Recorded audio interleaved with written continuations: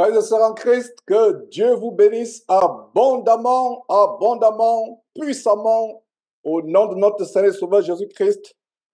Je vous salue, je vous souhaite la bienvenue à cette autre réunion, à cet autre enseignement du dimanche, en ce grand jour de l'an de grâce 2024, le 4 février. Mes frères et sœurs, que le temps file, que le temps file. La Bible dit, rachetons le temps, car les jours sont mauvais. Nous venons donc pour racheter le temps, afin que personne ne s'endurcisse par la séduction du péché. Selon que la Bible dit, exhortons-nous chaque jour, autant qu'on peut dire aujourd'hui, chaque jour, exhortons-nous, pas seulement dimanche, mais tous les jours. Nous exhortons, même si vous êtes seul, vous pouvez vous exhorter vous-même en lisant la parole de Dieu, en la mettant en pratique.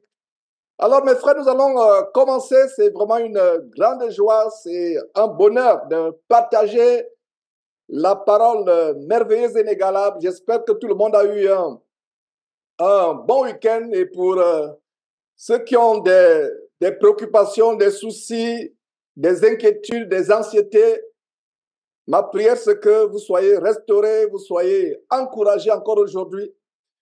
Ne perdez pas courage, malgré les tribulations auxquelles vous pouvez être exposés.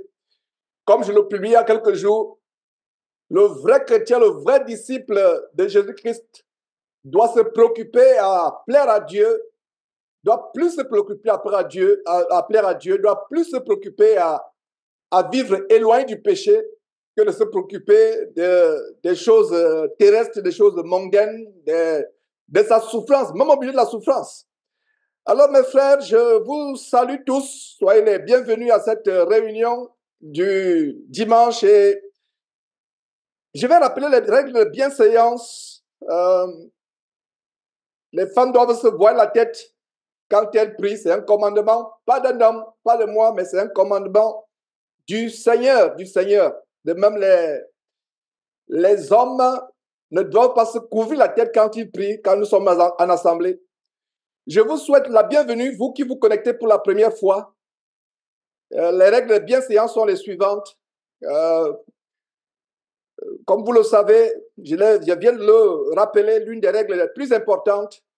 Maintenant, une autre règle, c'est que nous devons nous assurer que nos caméras sont allumées, sauf si vous avez un souci. Si vous avez un souci, écrivez pour signaler que voilà, ma caméra ne marche pas. Ne courez pas le risque d'être enlevé de la réunion par celui qui s'occupe de Jésus-Christ sécurité. Ne courez pas le risque, je vous en supplie, d'être enlevé de la réunion. Ça ne dépend pas de moi. Je n'ai pas le contrôle sur cette fonctionnalité Jésus-Christ sécurité qui filtre ceux qui mettent les caméras. Pourquoi je le dis? Nous avons eu des désagréments par le passé.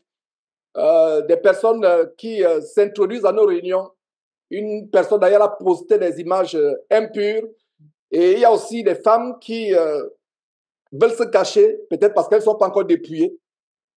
Soyez honnêtes avec vous-même. Si vous portez encore les boucles d'oreilles ou vous avez encore les tresses mondaines, ne soyez pas hypocrite. Soyez vous-même. Vous n'êtes pas encore transformé. On ne va pas vous chasser de cette réunion parce que vous n'êtes pas encore dépouillé. La seule chose qu'on peut vous recommander, c'est de vous voiler. Maintenant, si vous avez encore les boucles d'oreilles et vous n'êtes pas convaincu, moi, je ne vais pas vous dire de partir de la réunion. Non, pas du tout. Donc, ne vous cachez pas. Beaucoup se cachent. Il y a d'autres qui mettent la caméra filme le plafond. Mon frère, ma soeur, ce n'est pas le plafond qui assiste à la réunion. C'est toi qui assistes à la réunion. Donc, n'ayons pas la ruse au milieu de nous. Vous voyez, même les petites choses comme ça, c'est la ruse. Soyons vrais. Soyons vrais. Tu filmes la chaise. Tu filmes le fauteuil. Non, ce n'est pas le fauteuil qui suit l'enseignement. Soyons vrais entre nous. Voilà les petites choses. Soyons honnêtes, soyons vrais. Alors, mes frères, je ne vais pas commencer en vous infligeant. C'est tout simplement, vous connaissez ma rigueur et je vous assure, donc ne soyez pas affligés par si vous êtes concernés par ce que je viens de dire, c'est pour que vous soyez meilleurs, pour qu'il y ait la vérité entre nous. On n'a pas à se cacher. Considérons qu'on est dans une même salle. Alors, nous allons commencer, mes frères.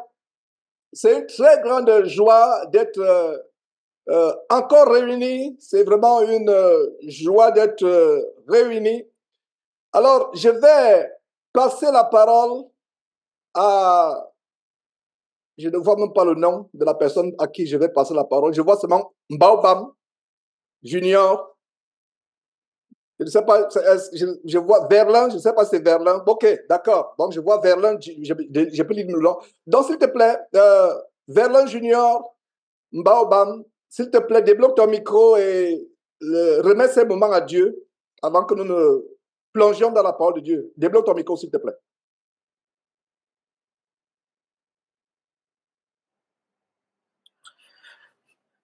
Ok, bonsoir à tous, merci. Père éternel, nous te rendons grâce, nous te bénissons de ce que tu es fidèle, de ce que tu es amour, de ce que tu es miséricordieux, mon Dieu, mon roi. Merci de ce que tu as disposé les temps et les circonstances, Seigneur, mon Dieu, mon roi, en ta faveur, Seigneur. Nous te disons merci de ce qu'aujourd'hui nous allons encore parcourir l'éternel des amis, mon Dieu, mon roi, l'odeur de ta connaissance, de ta parole de Dieu, Seigneur, qui nous fortifie et qui nous transforme de jour en jour. Père éternel, pardonne nos péchés, Seigneur. Pardonne-nous, Père éternel, car nous ne sommes pas meilleurs que ceux et celles qui ont perdu les vies hier, qui n'ont pas pu se réveiller aujourd'hui, qui sont dans les lits d'hôpitaux, Seigneur. À nous, tu as fait grâce, Seigneur. Nous ne le méritons pas, Père éternel. C'est pas que nous sommes meilleurs que, Seigneur, mais c'est juste par ta grâce que nous sommes vivants, que nous sommes debout, Seigneur. Seigneur, je t'en supplie, Père éternel, comme tu es dans ta parole de Dieu, que là où deux ou trois sont assemblés à ton nom, Père éternel, tu es au milieu d'eux. Nous t'en supplions, viens t'émouvoir parmi nous, Père éternel. Viens prendre toute chose, viens dispose toute chose et viens prendre contrôle de tout appareil, de toute connexion, Père éternel, de toute personne qui va être connectée, Seigneur. Et s'il y a quelqu'un de quelque manière que ce soit à distance, Seigneur, mon Dieu, moi, qui souffre d'une maladie, bien qui est dans les inquiétudes, Seigneur, je t'en supplie, apaise son cœur, Seigneur. Étends ta main sur ces personnes, Seigneur, mon Dieu, moi, et que tu leur accordes la guérison. Je te remets, Père éternel, ton serviteur, je t'en supplie, Seigneur, mets les mots qu'il faut dans sa bouche afin que nous puissions encore être abreuvés de ta parole, abreuvés, Père éternel, de ta connaissance. Nous t'en supplions, Seigneur. Je t'en supplie, Père éternel, que pas les mots qu'il a préparés, Seigneur mon Dieu, de nous partager, mais les mots que tu voudras mettre dans sa bouche, Père éternel, les versets bibliques que tu auras voulu mettre dans sa bouche, Seigneur mon Dieu, mon roi. Je t'en supplie. Aussi dur que ces paroles, Seigneur mon Dieu, mon roi, soient dures, Seigneur, mais c'est pour notre bien, Père éternel, je t'en supplie. Dispose de toutes choses et prends tout contrôle. Nous te rendons grâce, nous te bénissons. C'est dans le nom puissant et glorieux nom de Jésus-Christ que j'ai prié. Amen. Amen, amen, amen. Voilà, mes frères et sœurs, je vous salue tous, vous qui êtes sur Facebook actuellement en train de suivre, ainsi que vous qui êtes connectés par Telegram. Nous rendons grâce à Dieu pour toutes choses. S'il y a un titre à cet enseignement, le titre sera le suivant. Ayons la démangeaison, ayons les oreilles qui démangent d'entendre la parole de Dieu et non d'entendre les choses mondaines.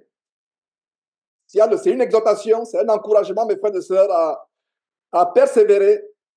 Et s'il y a une chose que nous devons avoir dans notre vie comme le plus grand trésor, c'est la parole de Dieu. La parole de Dieu. Donc, ayons les oreilles qui démangent uniquement pour la parole de Dieu. Uniquement. Ça veut dire que si nos oreilles démangent, c'est uniquement pour la parole de Dieu, pas pour autre chose. Pas pour les commérages. Pas pour les blagues sur Internet. Pas pour les comédies sur TikTok. Pas pour des choses qui plaisent aux oreilles.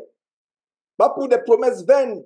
Mais ayons les oreilles qui démangent uniquement pour la parole. Et parlant d'Internet, mes frères et sœurs, je dis ceci inspiré par Dieu. Internet est la voie par laquelle beaucoup se retrouveront en enfer. Internet est la voie par laquelle beaucoup se retrouveront en enfer. Des sœurs qui sont dépouillées, des frères qui ont mis fin à la débauche sexuelle, à l'ivrognerie. Mais cependant, ces sœurs et ces frères vont se retrouver en enfer à cause de quoi? D'Internet. Faisons attention.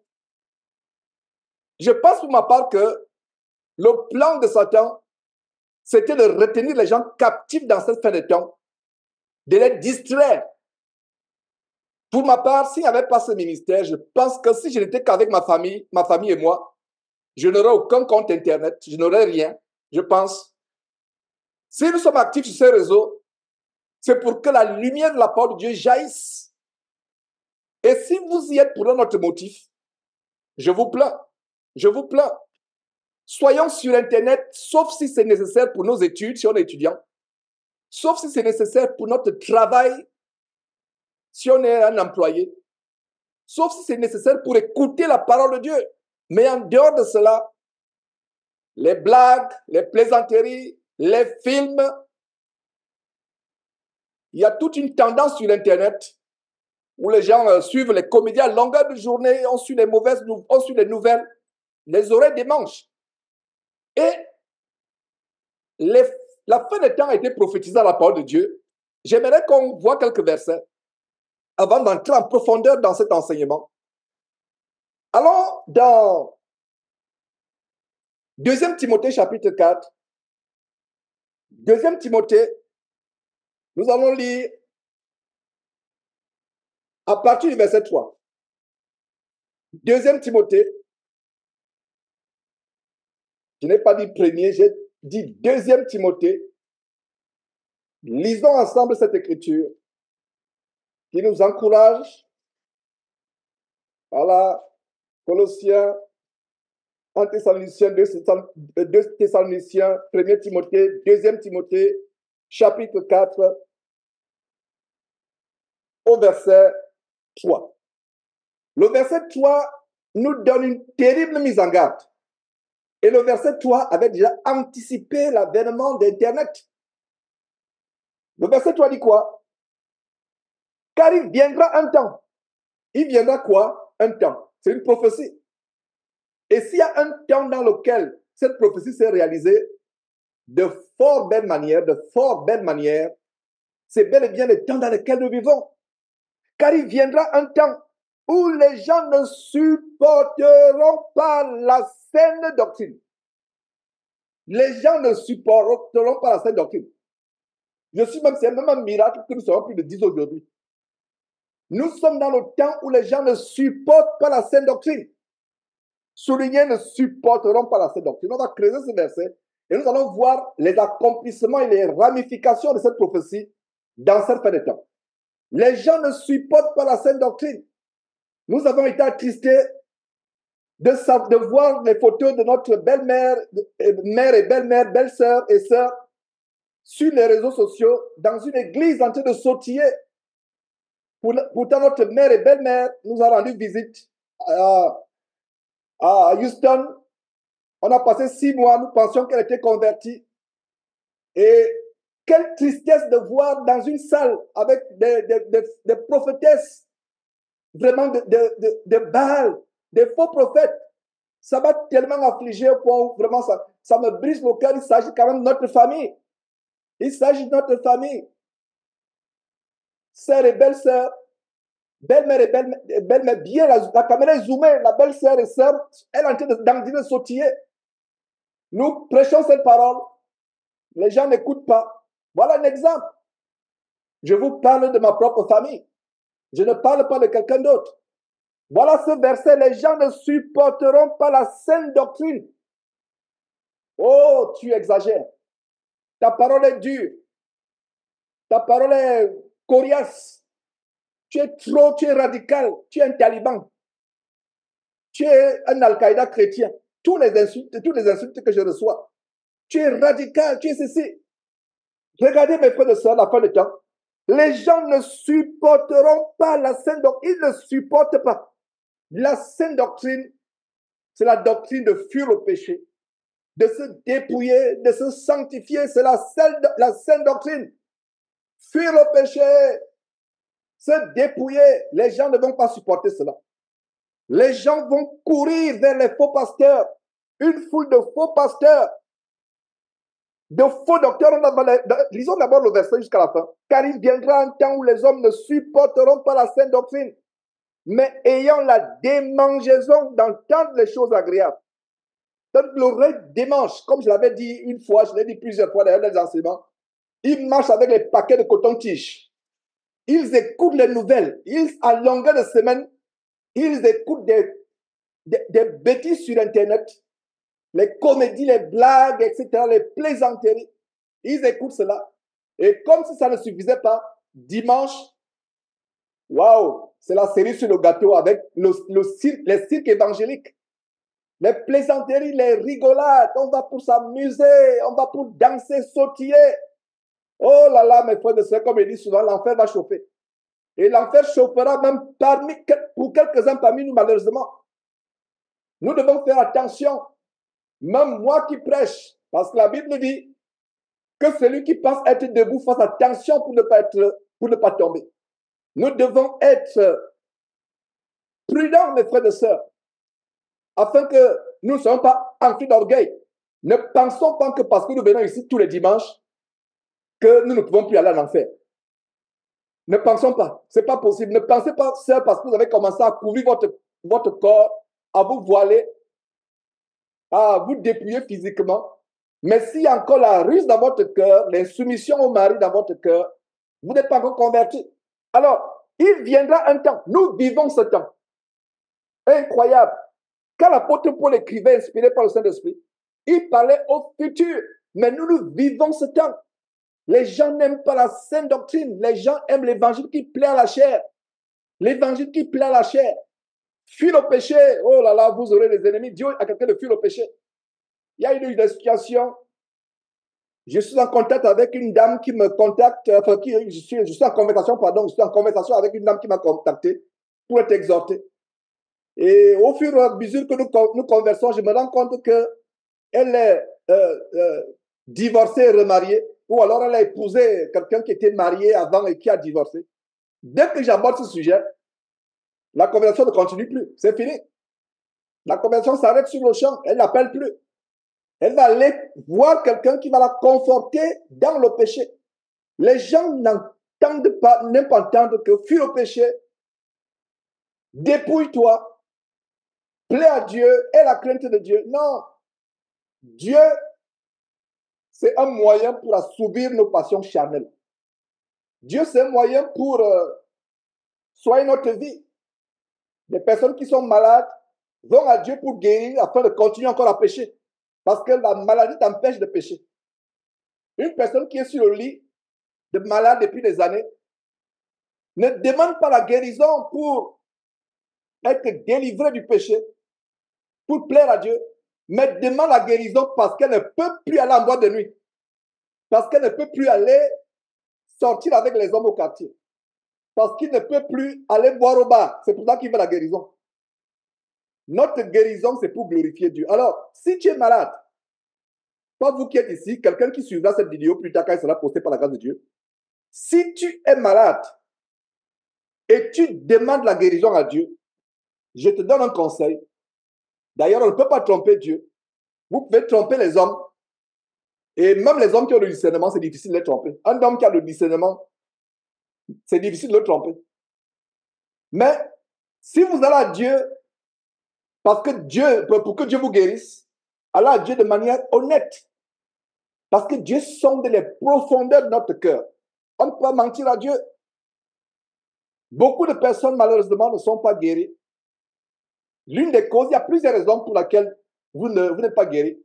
Il y a d'autres personnes qui, malgré le fait qu'elles sont pieuses, il n'y a pas de péché dans leur vie. Peut-être qu'il y a un plan pour Dieu. Il y a un plan de Dieu dans leur vie. Peut-être que Dieu voudrait se glorifier d'une manière ou d'une autre manière à un temps arrêté. Je ne parle pas de ce cas-là. Je parle de personnes qui ne reçoivent pas la guérison parce que la maladie les empêche de continuer à pécher. Pourquoi ces faux pasteurs ont pignon sur eux? Pourquoi ces faux pasteurs traînent des foules? Les gens ne vont pas vers ces faux pasteurs. Regarde les malades. Il y a certains qu'on a dénoncés, le Kenya, Oyo, qu'on a dénoncé. Et après la vidéo sur le serpent, je pense que son ministère n'a plus l'ampleur qu'il a. Parce qu'il y a une vidéo qui a été virale et nous avons contribué à rendre cette vidéo virale où son chauffeur l'avait surpris et en train d'adorer un gros serpent en forêt, étant nu. Et après la révélation du chauffeur, le chauffeur est mort quelques temps après. Nous avons publié cela il y a quelques années. Des gens comme cela remplissent des stades L'autre phénomène, le phénomène de Kanguka. Quelqu'un qui est malade, oh, télécharge l'application Kanguka. On ne te dit pas, va lire la Bible pour découvrir quelle est la volonté de Dieu. On dit, télécharge l'application. Pourquoi tu veux télécharger l'application? Je vais être guéri. Il y a quelqu'un qui m'a écrit il y a quelques jours en disant, frère, notre famille est tellement attaquée. Tel est malade, maman est malade. Je ne sais pas si elle parle de maman ou de... Il y avait plusieurs personnes malades. Vraiment, vraiment, soutiens dans la prière. Prie pour nous, prie pour nous. Il y a des divisions dans la famille. Il y a vraiment, nous sentons que Satan est dans notre famille. Les gens meurent, les gens sont malades. Même actuellement où moi j'ai écrit, les gens sont malades. Qu'est-ce que je lui ai écrit? Je lui ai dit, ne prions pas pour que ces gens guérissent. Prions pour que ces gens se convertissent et connaissent véritablement le Seigneur. Parce que si tu connais le Seigneur, ta guérison n'est même pas un problème. Tu es même déjà guéri. Il y a des gens bien portants qui sont non seulement malades, ils sont même plus que malades, ils sont morts, des morts vivants. Beaucoup de gens bien portants, physiquement forts, intellectuellement intègres, sont malheureusement malades, sans s'en rendre compte. Le péché en nous rend invalides, nous rend infirmes, nous rend paralytiques, mais c'est spirituel. Et n'oublions pas que notre vie spirituelle est ce qui conditionne notre vie physique. Est-ce que c'est mauvais de demander à Dieu d'être guéri? Ne me comprenez pas mal. Il ne faut pas que quelqu'un dise, mais Georges, est-ce que c'est mauvais de demander à Dieu d'être guéri? C'est que vous ne comprenez pas là où je vais en venir.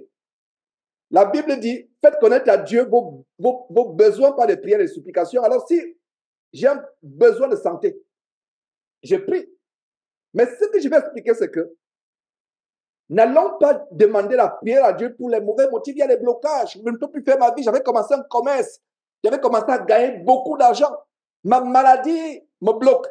Quelle est la raison pour laquelle tu demandes à Dieu de te guérir? Est-ce pour continuer ta vie de frivolité, ta vie mondaine, amasser l'argent, continuer à aller dans les maisons de joie, commettre l'adultère? Est-ce que c'est pour cette raison? La raison pour laquelle nous demandons la guérison, mes frères et sœurs, c'est uniquement pour pouvoir glorifier Dieu dans notre corps guéri et pour pouvoir le servir. Et si vous avez compris ce secret, vous êtes heureux. Beaucoup de chrétiens, soi-disant, ne comprennent pas ce secret. On est tellement égoïste. On est tellement égoïste. Beaucoup de gens veulent des choses de Dieu. Et je prends par exemple l'exemple, nous les hommes qui pouvons prêcher la parole de Dieu et avoir des ministères. Tu passes le temps à demander des choses à Dieu. Je veux ceci, je veux cela, je vais être béni. Est-ce que tu as déjà demandé à Dieu, Seigneur Dieu, qu'est-ce que je peux faire pour toi? Ou alors dire au Seigneur Dieu, à partir d'aujourd'hui, voilà ce que je veux faire pour toi.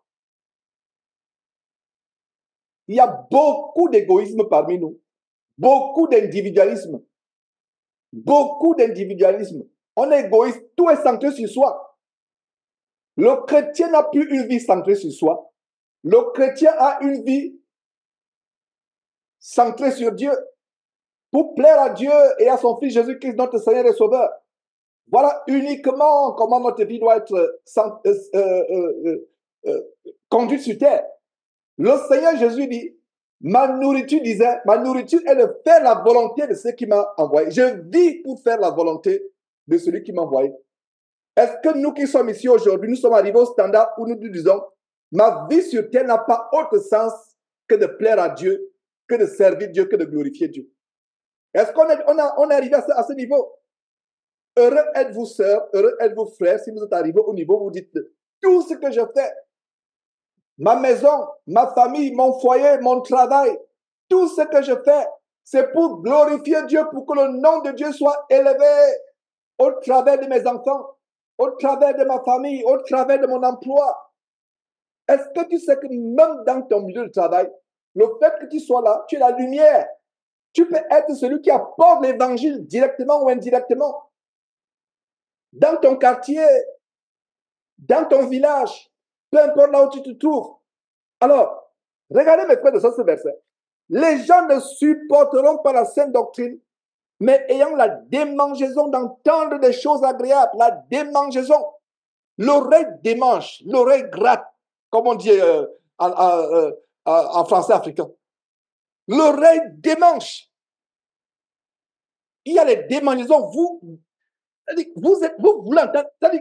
Et il y a une chose que Dieu a établie sur le corps humain, cette chair, surtout la chair qui n'est pas convertie. C'est pour ça que nous devons assujettir notre chair. Contrôlez ce que vous voulez entendre. Contrôlez ce que vous voulez voir. C'est-à-dire qu'il tombe sur quelque chose sur Internet, il ajuste même bien ses lunettes pour bien voir. Mais ça, c'est encore quoi ça? Il regarde. Mes frères et sœurs, contrôlons ce que nos yeux regardent. Les yeux ne se rassasient jamais de voir. Les oreilles ne se rassasient jamais d'entendre. Ne se rassasient jamais d'entendre. Et la nature humaine est telle que, la nature charnelle est telle que l'être humain est plus concentré sur ce qui plaît à l'oreille, ce qui est agréable. Qu'en est-il de la musique? Qu'en est-il des films, des documentaires? C'est agréable. Beaucoup de gens se plaignent. Les enseignements durent 4, 5 heures. C'est comme les enseignements de 10 minutes, 10 minutes, 10 minutes. Mais ils ne se plaignent jamais que les séries télévisées américaines ou brésiliennes, où on montre des choses impudiques, durent des heures et des heures. Ils ne se plaignent jamais. Ils peuvent suivre le match, toute une soirée, les matchs de football. Et c'est une folie actuellement en Afrique, en Côte d'Ivoire. J'étais choqué quand quelqu'un m'a envoyé cette capture d'écran où des pasteurs, leurs pasteurs superstars, ils sont là. Ils sont en train de faire des pronostics. Ils sont en train de... Vraiment, incroyable. Nous avons été délivrés de ces passions. Un chrétien délivré des passions. Et quand vous touchez au football, j'ouvre une parenthèse, c'est des choses agréables. J'introduis tout simplement cet enseignement. Quand vous touchez au football, vous allez vous faire des ennemis. Depuis que nous avons commencé, depuis quelques jours, à faire des publications sur les réseaux sociaux, encourager les gens, à encourager les chrétiens à suivre ces passions, à s'éloigner de ces passions, quels ennemis nous avons fait. Mais peu importe que les gens nous lancent des pierres, que les gens deviennent nos ennemis, parce qu'on dit la vérité, ça ne nous dit rien. Nous devons continuer à dire la vérité. Des églises où des personnes organisent des projections de matchs incroyables, des pasteurs qui sont là soi-disant. Vous sentez des personnes possédées par l'amour du monde comme j'étais par le passé. Vous ne pouvez pas dire que vous êtes un chrétien, mieux encore un serviteur de Christ, étant encore dans les passions de la terre. Les passions de la terre.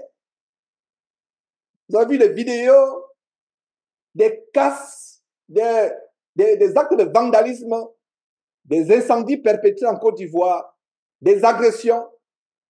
Ce jeune Camerounais qui a été fauché à Libreville par une voiture, célébrant la victoire du Cameroun. Je ne sais pas si le Cameroun a gagné la CAN, je ne sais pas à quel niveau ils sont. À supposer qu'ils ont gagné ou ils n'ont pas gagné. Ça, c'est leur gloire. Mais celui qui est mort, il se retrouve en enfer. Il est en train de sautiller. Le taxi l'a fauché. C'est une image crue. J'aurais dû peut-être avertir les uns et les autres de la cruauté de cette image.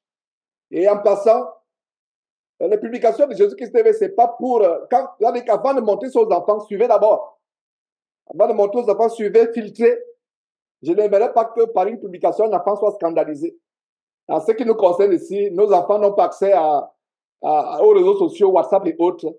Sauf si je leur donne la permission de manière momentanée, spontanée, mais ils n'ont pas de téléphone portable. Donc, ils ne voient pas les publications, certaines publications qui peuvent choquer les enfants. Donc, c'est une parenthèse que j'ouvre. Donc, regardez les passions de la jeunesse. Nous devons, mes frères et sœurs, fuir les choses du monde. À un moment, j'ai l'impression que nous lisons d'autres Bibles.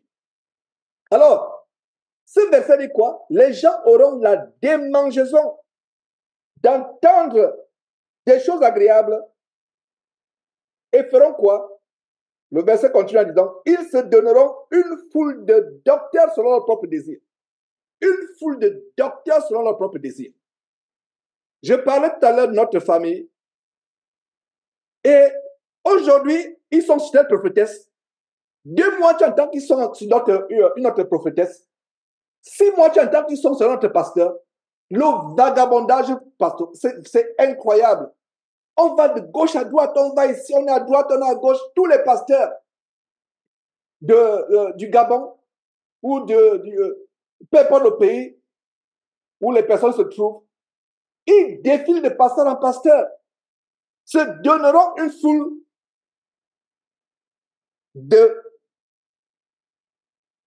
docteurs. Il y a une expression tellement profonde, selon leur propre désir. Selon leur propre désir. Ah, le pasteur là, lui ne fait que dénoncer, je ne vais pas chez lui. Ah, le pasteur là, lui, il ne prêche pas tout sur le mariage. Moi, je vais aller chez un pasteur qui promet le mariage. Selon leur propre désir. Ah, celui-là, il ne peut pas le suivre. Toujours le péché. Il pense qu'il est le seul saint du monde. Ça, c'est les commentaires sur Facebook et YouTube. Il pense que lui ne pêche pas. Toujours en train de dénoncer. C'est donneront une foule de docteurs ou pasteurs selon leur propre désir. Donc, ça veut dire que tellement les oreilles démangent d'entendre des choses bonnes, ils choisissent. Tel arrive, on va l'écouter. Tel arrive. Quand Kamouka est allé au Cameroun, qu'est-ce qui s'est passé? Pourtant, les églises épicées, les églises de boutique, les églises boîtes de nuit, les églises de bar, et j'ai bien aimé vraiment la sagesse par laquelle Modeste a comparé ces églises où on ne donne pas l'eau pure de la parole, mais où on donne du whisky, de l'alcool, de la bière. Quelle belle sagesse avec laquelle il a exposé ces choses le dimanche passé. C'est pour ça que j'ai coupé cette partie, j'ai tutilé. Fuyez plus que la mort les pasteurs barman, pasteurs gérants de bordel et boîtes de nuit.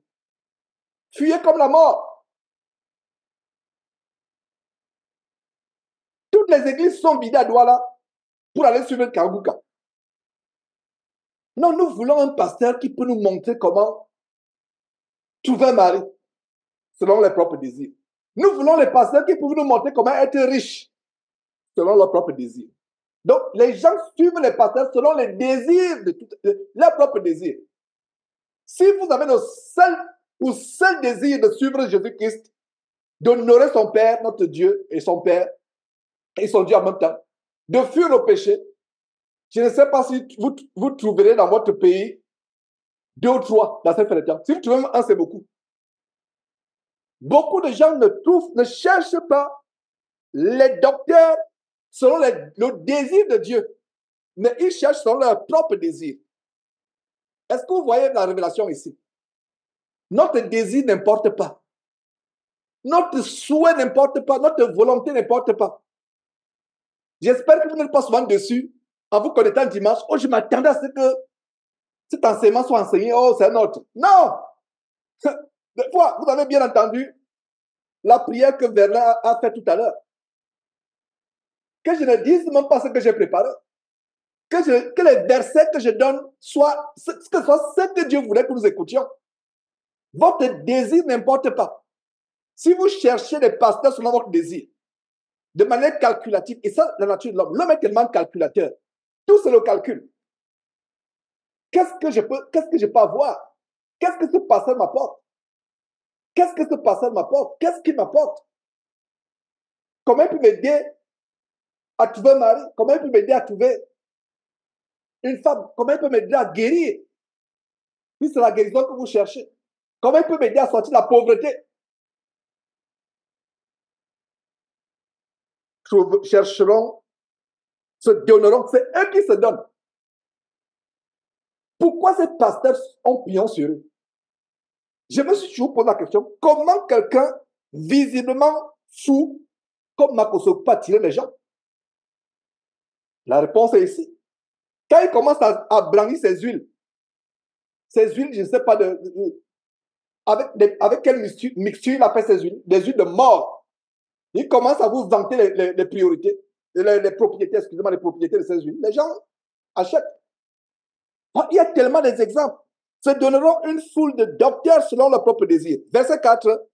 Détourneront l'oreille de la vérité. Voilà. Est-ce que vous voyez comment l'enseignement commence à s'établir?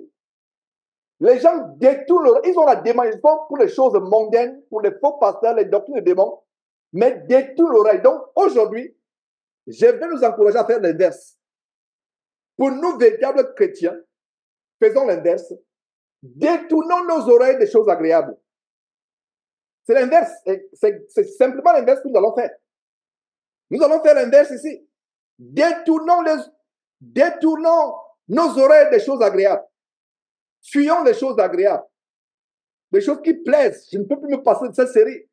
Je ne peux plus me passer de ceci, de ce documentaire, de ce feuilleton. Je ne peux plus me passer des jeux vidéo. Je ne peux plus me passer, surtout vous les jeunes gens, les choses agréables. Les choses agréables. Je ne peux plus faire ceci, je ne peux plus faire cela. Je ne peux pas me passer de ceci. Détourneront l'oreille de la vérité et se tourneront vers des fables. Vers les fables. J'aime bien la manière par laquelle Dieu décrit ces choses. Les fables, les légendes, les fables, ça distrait. C'est des chimères. Ça dit des illusions. Chimère, c'est quelque chose qui est irréel. C'est une illusion. Ça n'existe pas. C'est de la fumée qui s'évapore. Ce n'est pas matériel, ce n'est pas réel. Des fables. Ça n'a aucune substance. Ça n'a aucune substance. Voilà. Se donneront une foule de faux docteurs selon leur propre désir, détourneront l'oreille de la vérité et se tourneront vers les fables. Alors, nous allons faire l'inverse. C'est le but de cet enseignement. Nous encourager à plutôt avoir des oreilles qui démangent uniquement pour la parole de Dieu. Quand vous n'avez pas lu la parole de Dieu ou l'écouter, vous êtes mal à l'aise.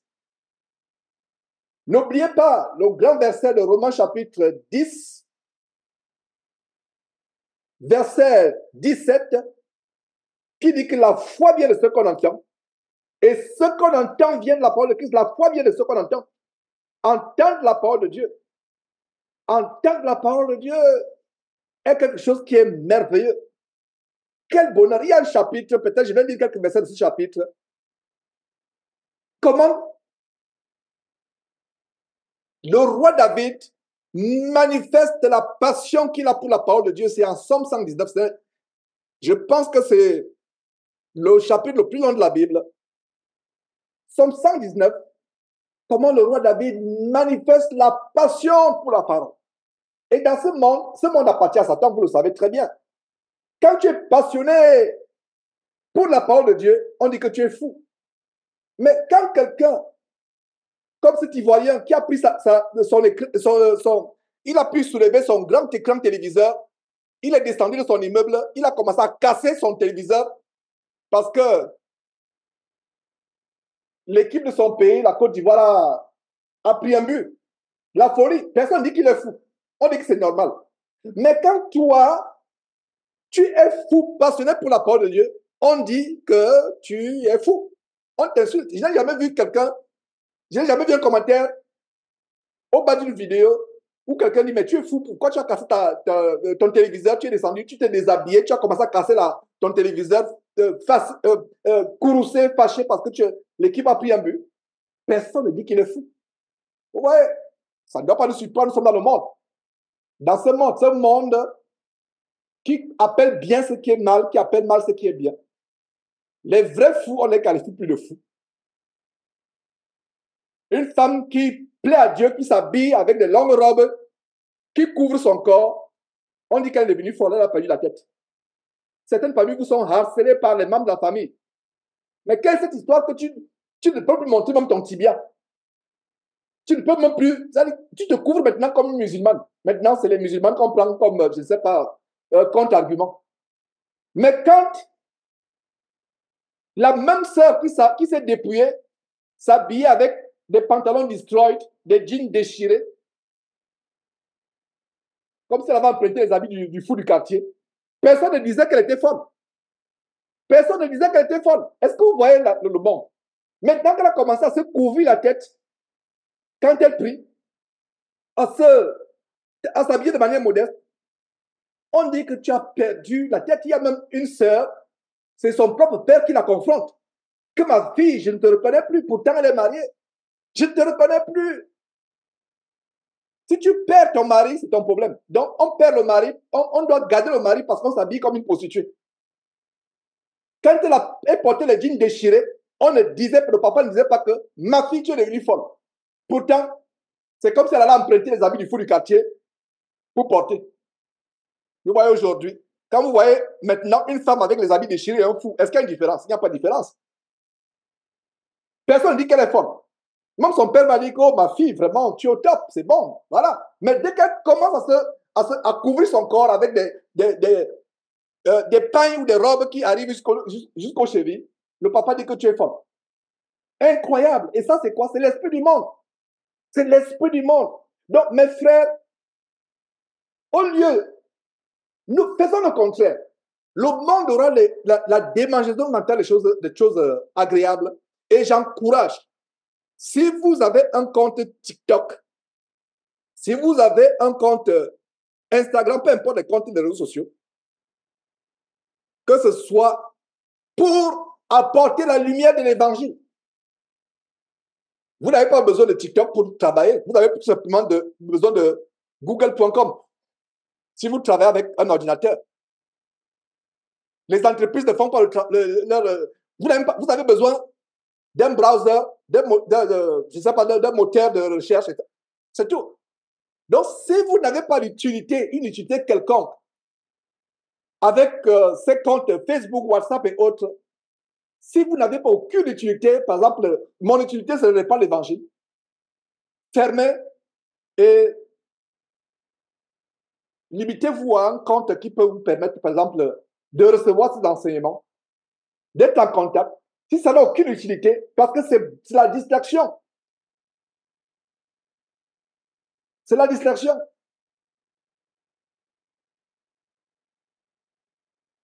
Et cette distraction est telle que, comme je l'ai dit malheureusement, beaucoup vont se retrouver en enfer à cause de cette distraction. Imaginez-vous que la trompette sonne et le Seigneur Jésus revient, te trouve en train de ricaner, trouve que il vient au moment pas qu'il te trouve, il vient au moment où tu es en train de ricaner, bêtement devant sur une comédie, ou pire encore en train de regarder les images impures. Ce moment de distraction va te faire rater l'enlèvement. Nous devons être prêts à tout moment. Nous ne savons pas quand est-ce que le Seigneur Jésus reviendra. Il peut venir à tout moment. Je vous assure, il peut venir à tout moment. Un moment de distraction. Ça veut dire que soyons 24 heures sur 24 heures dans la présence de Dieu, même si nous travaillons, peu importe ce que nous faisons. Je peux travailler mon boulot séculier, mais je médite la parole dans mon cœur. La parole est près de moi. Et c'est ça la beauté vraiment de l'intelligence que Dieu nous a donnée. Tu peux vaquer aux tâches domestiques, t'occuper, faire la cuisine, mais dans ton cœur, tu loues Dieu. Même à haute voix, si tu es ça, tu n'embêtes personne, si tu ne déranges personne. Tu peux chanter des cantiques, tu peux méditer. Je fais mes courses, la parole de Dieu est toujours dans mon cœur. Alors, regardez un détail pour avoir la démangeaison des oreilles qui démangent toujours pour écouter la parole de Dieu, pas pour des choses mondaines. Voilà. Regardez ce que David dit.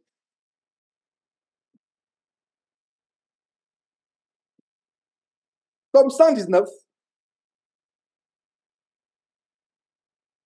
au verset 11,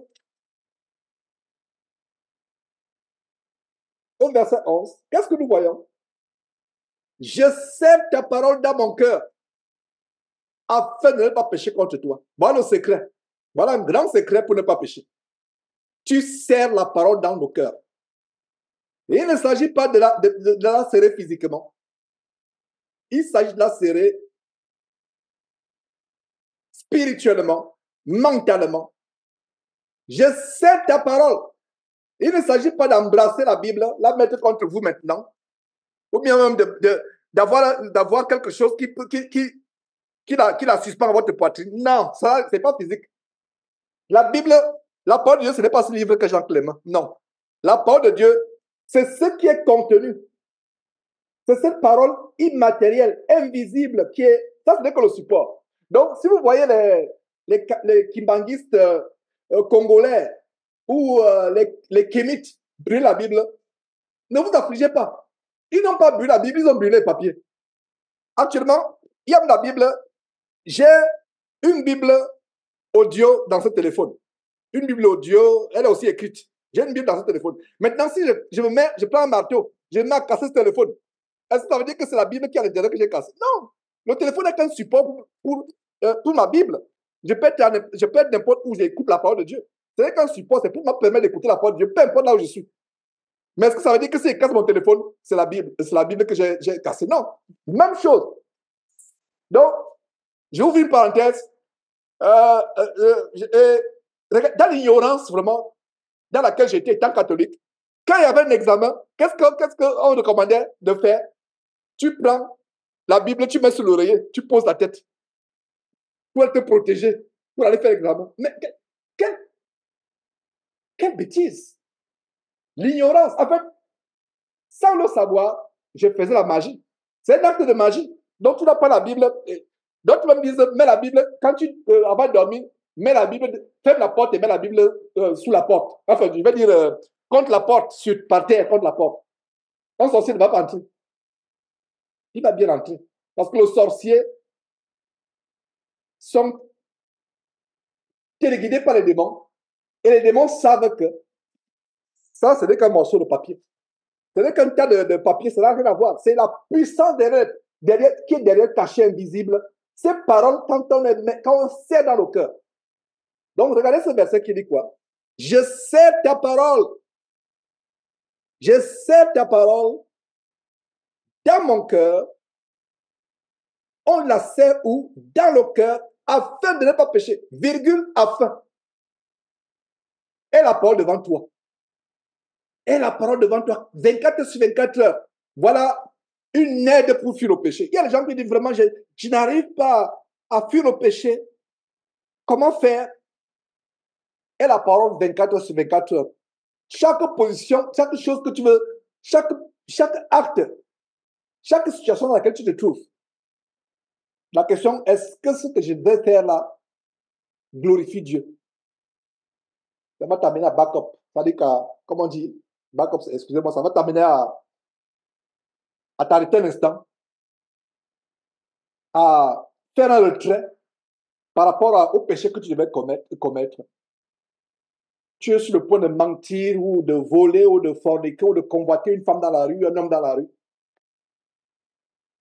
Tu penses à la parole de Dieu. Et voilà. Regardons un peu un trait. Je ne sais pas si... Je pense que j'avais enseigné un dimanche les leçons à tirer de la vie de Marie. Et si je n'ai pas dit ce que je suis sur le point de dire, ce serait un rajout par rapport à cet enseignement. C'est un enseignement, allez le retrouver. Les leçons à tirer de la vie de Marie, mère du Seigneur Jésus-Christ. Pas le démon appelé reine du ciel, la porte du ciel, ou l'Immaculée Conception, ou Notre-Dame. Ça, c'est un démon, la porte du ciel. Il n'y a pas deux portes du ciel, il y a une seule porte du ciel. Le nom de cette porte, c'est Jésus-Christ. Alors, la vraie Marie a une histoire spectaculaire, merveilleuse, extraordinaire, qui doit servir de leçon, non seulement pour les femmes chrétiennes, surtout les jeunes filles chrétiennes, mais pour tous les chrétiens. Alors, voyons en détail la vie de Marie, que beaucoup ne connaissent pas. Ce détail est caché en Luc chapitre 2. Luc chapitre 2, un détail de la vie de Marie. Et vous allez me demander, pourquoi je vous amène subitement la vie de Marie, alors que nous sommes en train de voir comment serrer la parole de Dieu dans notre cœur? Vous allez comprendre, soyez patients. Alors, Luc chapitre 2,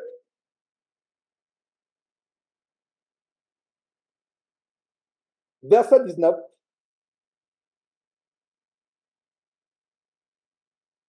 Nous voyons ici les circonstances de la naissance de notre Seigneur et Sauveur Jésus. Nous voyons les circonstances. Et qu'est-ce qui se passe? Lisons dans le contexte.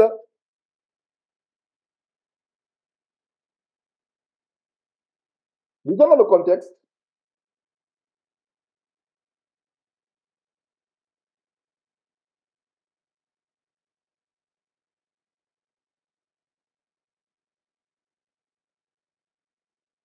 Luc chapitre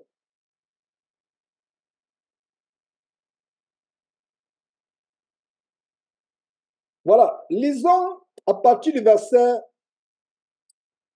26.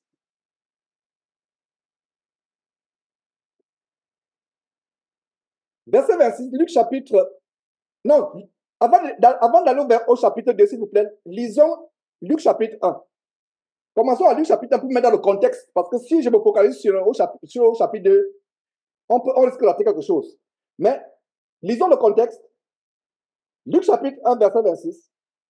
Au 6e mois, l'ange Gabriel fut envoyé par Dieu dans une ville de Galilée appelée Nazareth. C'était une ville moindre. C'était une bourgade sans importance. Ouais. Au point où, quand on disait que Jésus est de la Galilée ou ses disciples étaient de la Galilée, on se disait, mais qu'est-ce qui peut venir de bon de la Galilée? Donc, c'était une région méprisable. C'est comme si vous disiez, par exemple, je ne sais pas, que le Messie devait sortir de quel désert en Afrique ou en Australie ou je ne sais pas dans quelle forêt amazonienne. Une région sans importance qui n'est pas connue de quelqu'un. À l'époque, les Juifs pensaient que le Seigneur Jésus devait venir vraiment comme étant, pas le Seigneur Jésus, que le Messie, le Messie qu'ils attendaient devait venir étant quelqu'un de puissant, noble, dans une région ayant de l'importance. Bref, c'est une petite parenthèse que j'ai ouverte. Auprès d'une vierge fiancée à un homme de la maison de David nommé Joseph. Le nom de la vierge était Marie. Voilà. Commençons par ce que l'ange lui dit au verset 28. L'ange entra chez elle et dit, je te salue, toi à qui une grâce a été faite, le Seigneur avec toi.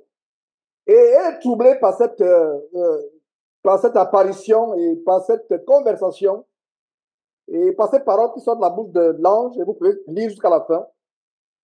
Et elle est vraiment troublée. Elle ne sait pas quoi penser. Et par la suite, elle rend visite à partir du verset 39, elle rend visite à sa cousine, à sa parente Élisabeth, qui devait par la suite donner naissance à Jean-Baptiste. Et nous voyons donc au chapitre 2, donc je vous donne le contexte, vous pouvez relire cela par vous-même. Et nous voyons comment la naissance de Jésus arrive. La naissance de Jésus arrive, c'est dans le cadre d'un recensement.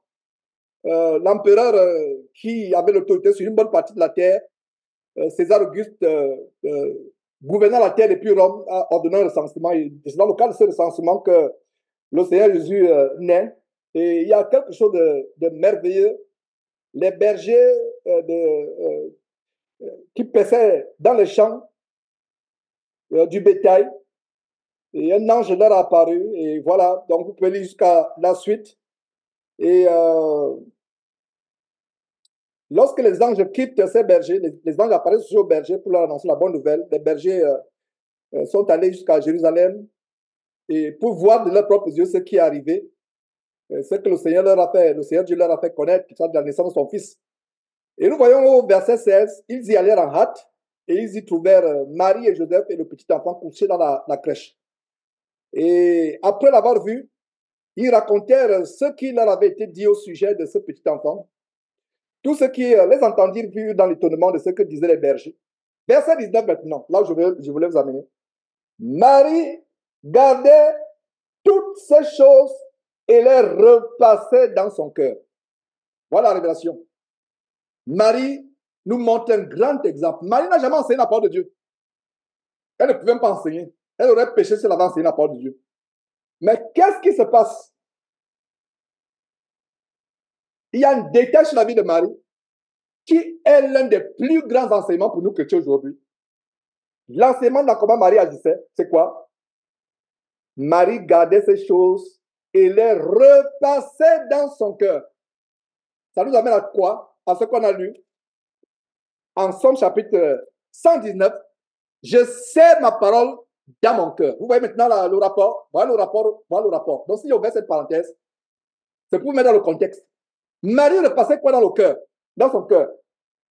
Tout ce qui se disait au sujet d'elle, au sujet de Jésus, le Messie qu'elle devait enfanter. Elle gardait quoi dans le cœur? Tout depuis les paroles de l'ange Gabriel qui lui est apparu. Et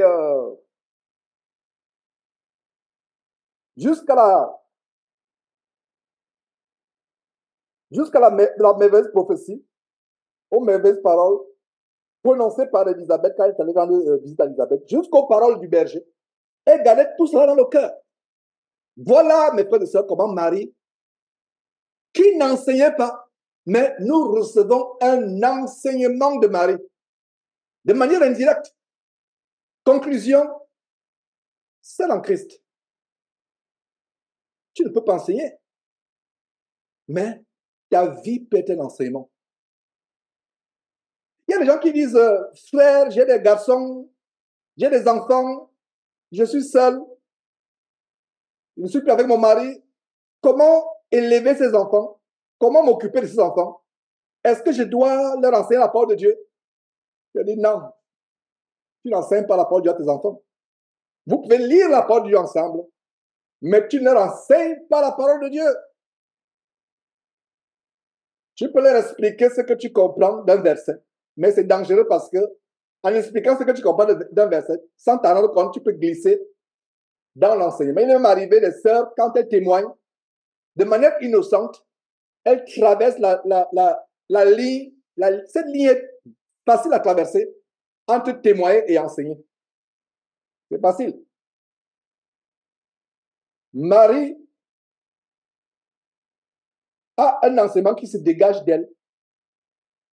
Quand on l'observait, quand on voyait comment elle se comportait, on voyait qu'elle gardait ces choses. Comment le Saint-Esprit nous révèle que Marie gardait ces choses et les repassait dans son cœur s'il n'y avait pas un témoin pour attester que c'est vrai. Elle gardait ces choses dans son cœur.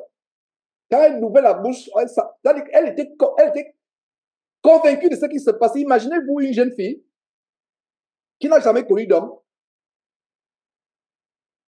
qui est à peine sortie de l'adolescence, qui est à peine sortie de l'adolescence. Un ange lui apparaît. Elle n'a jamais connu d'homme et l'ange lui dit que tu vas avoir un enfant sans l'intervention d'un homme. Et elle a la foi, elle garde ces choses. Voilà le secret. Marie gardait ces choses dans son cœur. À partir d'aujourd'hui, imitons Marie. Est-ce que nous savions que, mes frères et sœurs, Marie pouvait nous enseigner indirectement sans ouvrir la Bible? Nous prenons Marie comme un exemple. Voilà le vrai exemple de Marie. Oh, que la religion catholique a perverti l'image de Marie et ils rendront compte pour cela. Ils ont perverti la vie de Marie en offrant un Marie sous lequel les démons se cachent. Il y a des manifestations miraculeuses telles que, vous voyez une statue de Marie, les larmes coulent des yeux de la statue, les pieds bougent.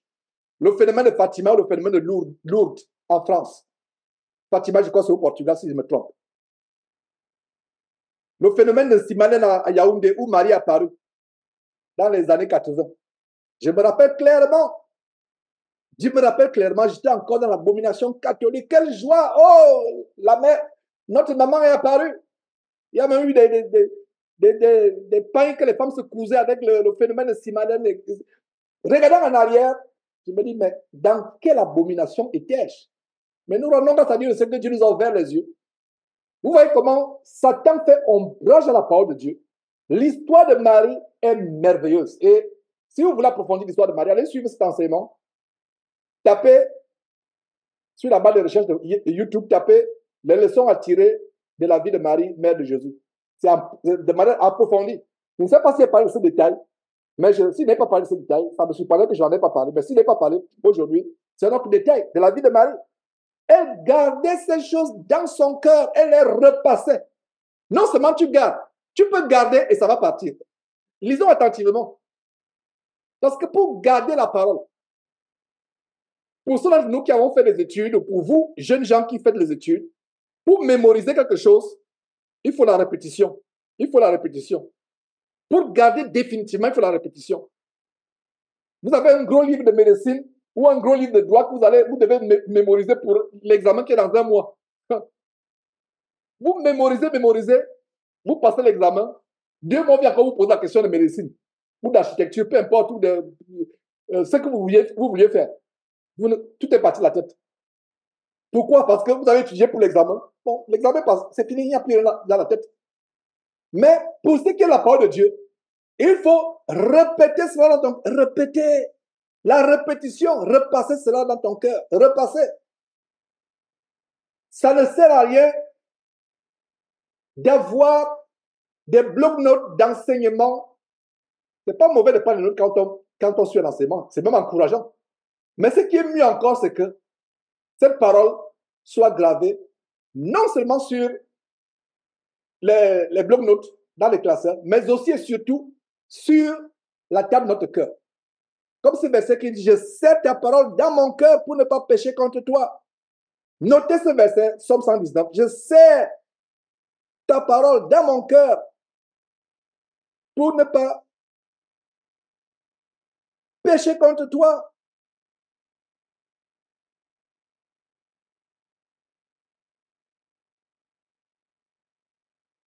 Et c'est ce que justement Marie faisait. Elle gardait ces choses. Elle les repassait. Les repassait. Nous devons retenir la parole, la garder, la repasser. Si vous lisez, comme en bonus pour cet enseignement, la parabole du semeur, la parole de Dieu qui est comme une graine qui tombe sur différentes sortes de terre. Si vous ne gardez pas la parole dans votre cœur, vous la repassez, vous allez tomber facilement dans le péché. La première tentation qui va venir va vous emporter. Si vous ne gardez pas la parole dans le cœur, la première tentation qui va venir va vous terrasser. Car elle est les soucis de la vie, les soucis de la terre. Dès qu'il y a une petite tribulation, dès qu'il y a les soucis, les préoccupations de la terre, cette parole est étouffée.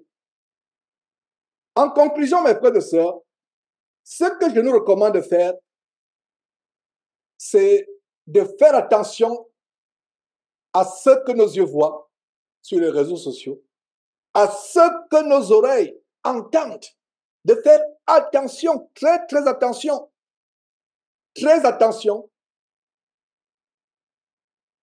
au lieu d'avoir la démangeaison, d'entendre les choses mondaines, ayons la démangeaison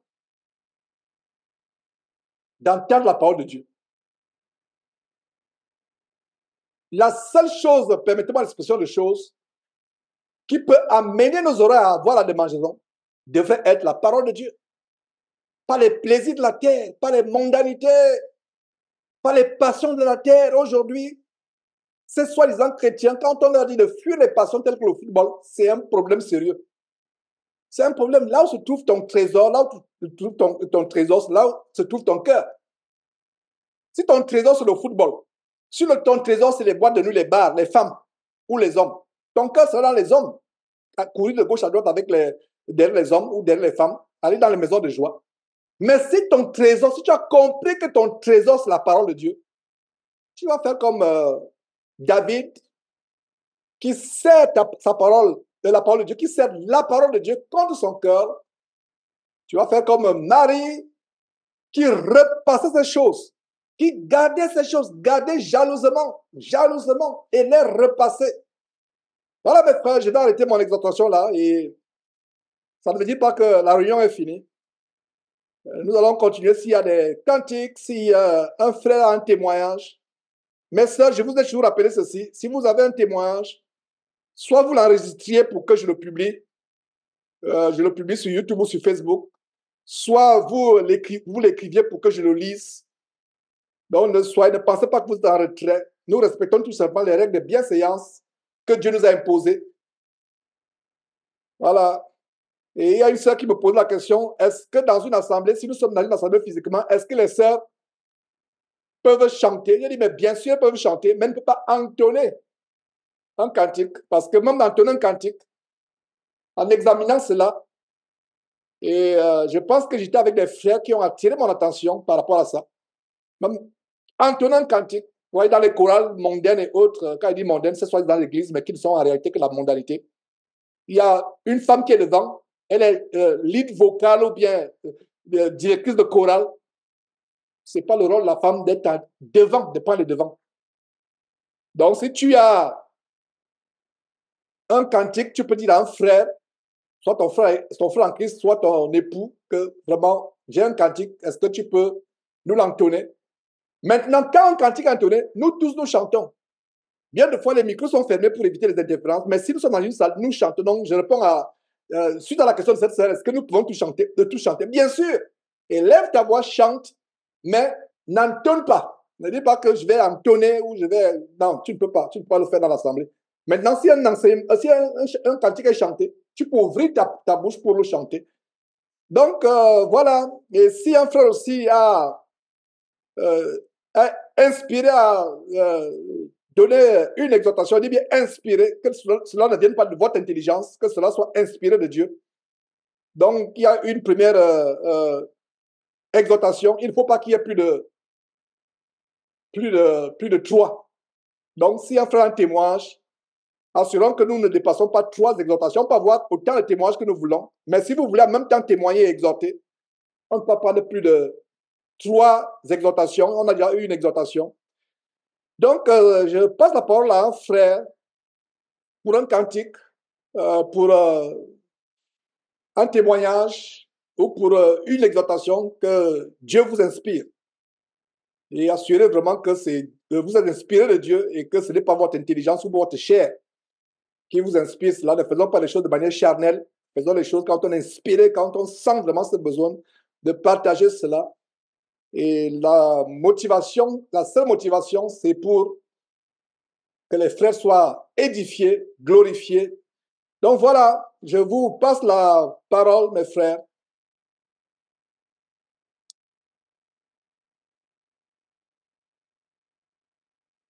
Voilà, Bertrand a levé la main. Bertrand,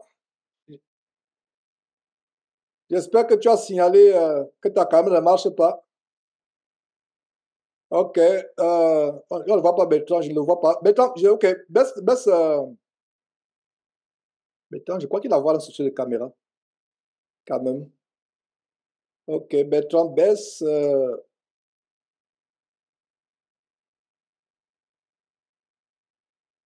J'ai perdu Bertrand. Donc, pendant que Bertrand revienne, donc David baisse. Attends. J'ai vraiment ça dit que je pensais maîtriser Zoom, mais je me rends compte que... Développe ton micro, David, s'il te plaît.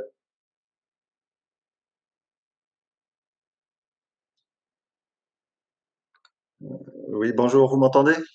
Nous t'entendons parfaitement. Oui, je voulais chanter un cantique, le nom de Jésus est si doux. Le nom de Jésus est si doux, de Dieu des armes, le couteau. Il nous appelle au rendez-vous, précieux nom de Jésus. Jésus, béni soit ton nom. Jésus, ô merveilleux don. Jésus, suprême rançon, sois adoré pour toujours. J'aime ce nom dans le chagrin. Il me soutient sur le chemin. Sa musique est un son divin. Précieux nom de Jésus. Jésus, soit ton nom. Jésus, ô merveilleux don. Jésus, suprême rançon, sois adoré pour toujours. J'aime le nom de mon Sauveur, car lui seul connaît tout mon cœur. Lui seul me rend plus que vainqueur. Précieux nom de Jésus. Jésus, béni soit ton nom. Jésus, ô merveilleux don. Jésus, suprême rançon, sois adoré pour toujours. Et si parfois j'ai succombé, si dans le mal je suis tombé, son nom puissant m'a relevé. Précieux nom de Jésus. Jésus, béni soit ton nom. Jésus, ô merveilleux don. Jésus, suprême rançon, sois adoré pour toujours. Et lorsqu'avec je serai, et lorsqu'enfin je le verrai, alors sans fin je redirai, précieux nom de Jésus. Jésus, béni soit ton nom. Jésus, ô merveilleux don. Jésus, suprême rançon, sois adoré pour toujours. Gloire à Dieu. Amen, amen, amen. Quel merveilleux nom. Il n'y a aucun nom qui nous a été donné par lequel nous pouvons être sauvés si c'est le nom de Jésus-Christ. Et au nom de Jésus, tout genou fléchit, tant au ciel, sur la terre et plus bas que la terre. Amen, amen. Que le nom du Seigneur Jésus soit honoré, loué à jamais. Voilà, donc on va passer la parole à notre frère Bertrand. Je ne vois pas Bertrand. Allô? Ok, voilà, super, voilà. Ah, merci. C'est gentil. Ok, je m'excuse, j'ai encore des problèmes de caméra. Je sais pas pourquoi. Bon. En fait, Georges, je voulais parler un peu, si tu le permets, faire un peu un retour en arrière sur le baptême Ok, de repentance. ok. Je voudrais un peu apporter, comment dire, je sais pas si je peux appeler ça une exhortation ou une nuance, sur le fait que si quelqu'un nous baptise, est-ce que cette personne doit être déjà forcément déjà baptisée d'eau ou cette personne n'est pas baptisée et il peut nous baptiser?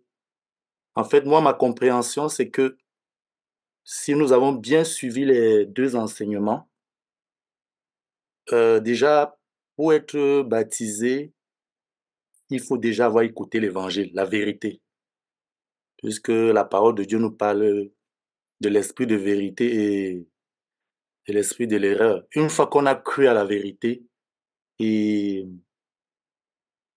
on accepte maintenant cette vérité, c'est-à-dire le Seigneur Jésus-Christ, et on accepte de se repentir. Et si on accepte de se repentir, ça veut dire que on renonce à sa vie et on suit le Seigneur Jésus-Christ. Et accepter de se repentir, c'est l'humilité. Et pourquoi je parle de cela? Parce que euh, je voudrais que nous ayons, comment dire, nous évitons de tomber, comment dire, dans la condamnation que, est-ce que le frère qui m'a baptisé, était-il baptisé? Peut-il me baptiser? où forcément celui qui doit me baptiser doit être baptisé. Quelqu'un peut me baptiser, étant baptisé, mais il n'est pas digne de me baptiser. Qu'est-ce que cela veut dire? Ça veut dire que sa vie ne reflète pas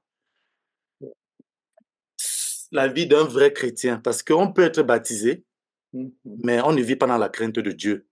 On peut être baptisé, mais notre vie n'est pas une vie de repentance, n'est pas une vie d'obéissance. Mais par contre, on peut avoir un frère qui n'est pas encore baptisé d'eau, mais qui vit dans la crainte, qui a déjà même reçu l'Esprit de Dieu, qui manifeste même les dons du Saint-Esprit. Donc, c'est un peu sur ça que je voulais intervenir. Dit que si on veut se baptiser d'un baptême de repentance, la première étape à faire d'abord, c'est d'abord recommander à Dieu celui qui va nous baptiser. Une fois qu'on a fait cela maintenant, c'est demander à Dieu maintenant, est-ce que nous-mêmes on est dignes pour être candidat au baptême? Donc c'est un peu ça que je voulais apporter comme suggestion ou faire cette nuance, que nous ne nous fions pas à l'aspect physique. C'est l'aspect plutôt spirituel auquel nous devons porter beaucoup attention. Est-ce que celui qui me baptise, il est digne, il est repentant, il a la crainte de Dieu, il fait les efforts de marcher dans la vérité? C'est vraiment ça le plus important pour moi au sujet de celui qui doit me baptiser. Est-ce que moi aussi, je suis repentant, je suis humble? Et vraiment, le détail où Jésus vient se baptiser, ça nous montre que pour être baptisé, vraiment, il faut être humble et vraiment s'identifier au pécheur et vouloir vraiment changer de vie, bien que Jésus vraiment n'avait rien à se reprocher. C'est un peu ça dont je voulais parler. Merci. Ok, ok. Merveilleux de rappeler encore ces détails, de les rappeler effectivement. Allez suivre ces deux enseignements sur le baptême. Je pense que nous les avons diffusés au point où ça faisait maintenant un enseignement. Alors encore sur tous ces détails sont là effectivement. Dieu soit loué pour ces rappels, Bertrand. Et c'est exactement ce que disait un frère au Bénin qui, après notre conversation, j'étais convaincu sans l'homme de doute qu'il a reçu le Saint-Esprit et il a manifesté d'ailleurs d'une manière autre que le parent langue. J'étais convaincu qu'il a le Saint-Esprit, mais il n'avait jamais été baptisé d'eau. Qu'est-ce qui est plus grand que quel est le plus grand baptême? C'est le baptême du Saint-Esprit. Donc, il faut s'assurer. Ces rappels sont tellement importants et c'est pas en vain que Dieu a voulu que Bertrand rappelle cela encore. Il y a des fois de l'orgueil caché. Oh, moi, je n'aimerais pas être baptisé par tel ou tel frère parce que je ne trouve pas qu'il soit dit de me baptiser. Dieu peut le trouver dit, mais toi, tu ne le trouves pas dit parce que tu regardes à ce que c'est un frère, par exemple, qui est inconnu, un frère peut-être qui vient de se convertir, ça fait peut-être 1 an, tu voudrais te baptiser par quelqu'un qui a 10 ans dans le Seigneur ou 20 ans. Celui qui a 20 ans, 10 ans ou 30 ans, sais-tu si c'est refroidi entre-temps? Sais-tu si celui qui n'a que 6 mois même a une grande ferveur, cet engouement pour le Seigneur? Donc, ne regardons pas l'apparence. Ne regardons pas l'apparence. C'est un très bel exemple de Jésus qui s'humilie. Beaucoup de chrétiens à la place de Jésus n'auraient pas accepté que Jean-Baptiste les baptise. Qui ont été à la place, beaucoup parmi nous, étant à la place de Jésus, auraient dit non, Jean-Baptiste, ce n'est pas toi qui vas me baptiser. Même Jean-Baptiste a dit, je ne suis pas dit de te baptiser, mais regardez l'humilité de Jésus-Christ. Donc, c'est un détail. Très bon rappel. Voilà, est-ce qu'il y a... Donc, nous avons déjà 2 exhortations. Donc, la 3e exhortation sera la dernière qu'on peut recevoir, sauf s'il y a aussi des témoignages ou un cantique. Voilà.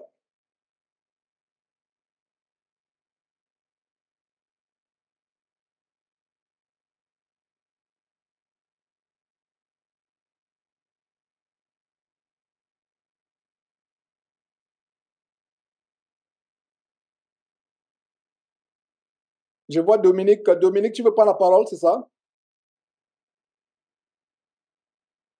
Voilà.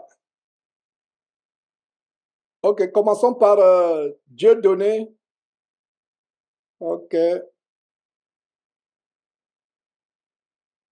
Débloque ton micro.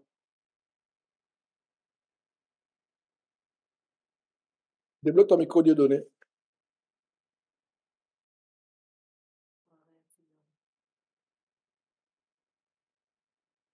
Vous nous entendez? Allô? Oui, on t'entend très bien. Ok. On veut chanter le psaume 108. Non, psaume 8. Pardon, psaume 8.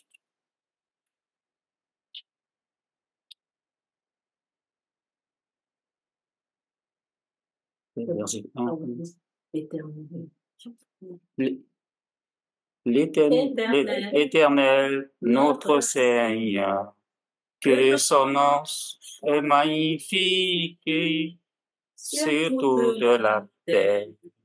Que ton nom est magnifique sur toute la terre. Ta majesté s'élève au-dessus des cieux, comme la bouche des enfants et de ceux qui sont à la manette.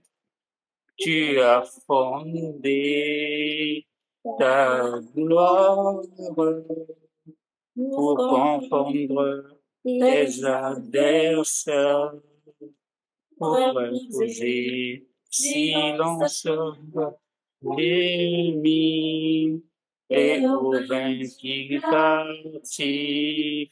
Éternel, notre Seigneur, que ton nom est magnifique sur toute la terre. Éternel, notre Seigneur, que ton nom est magnifique et sur toute la terre.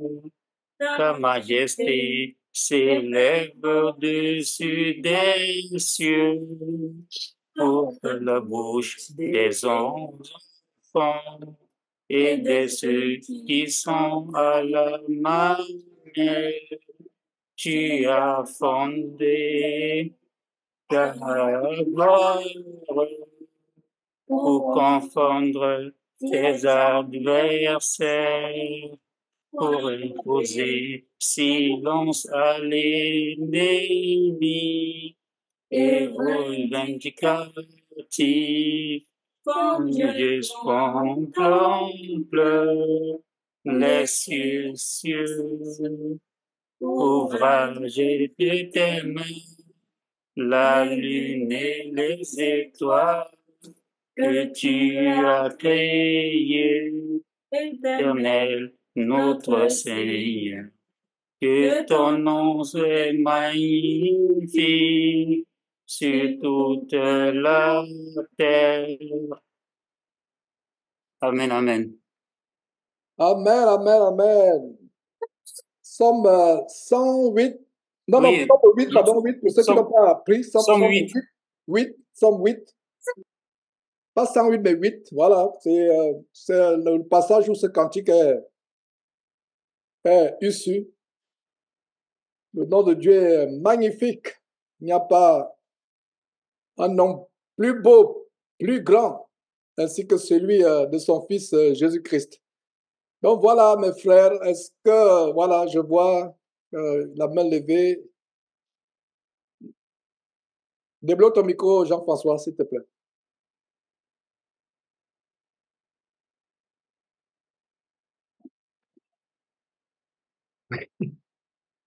Oui, bonsoir, vous m'entendez? Très bien. Très bien. Bien.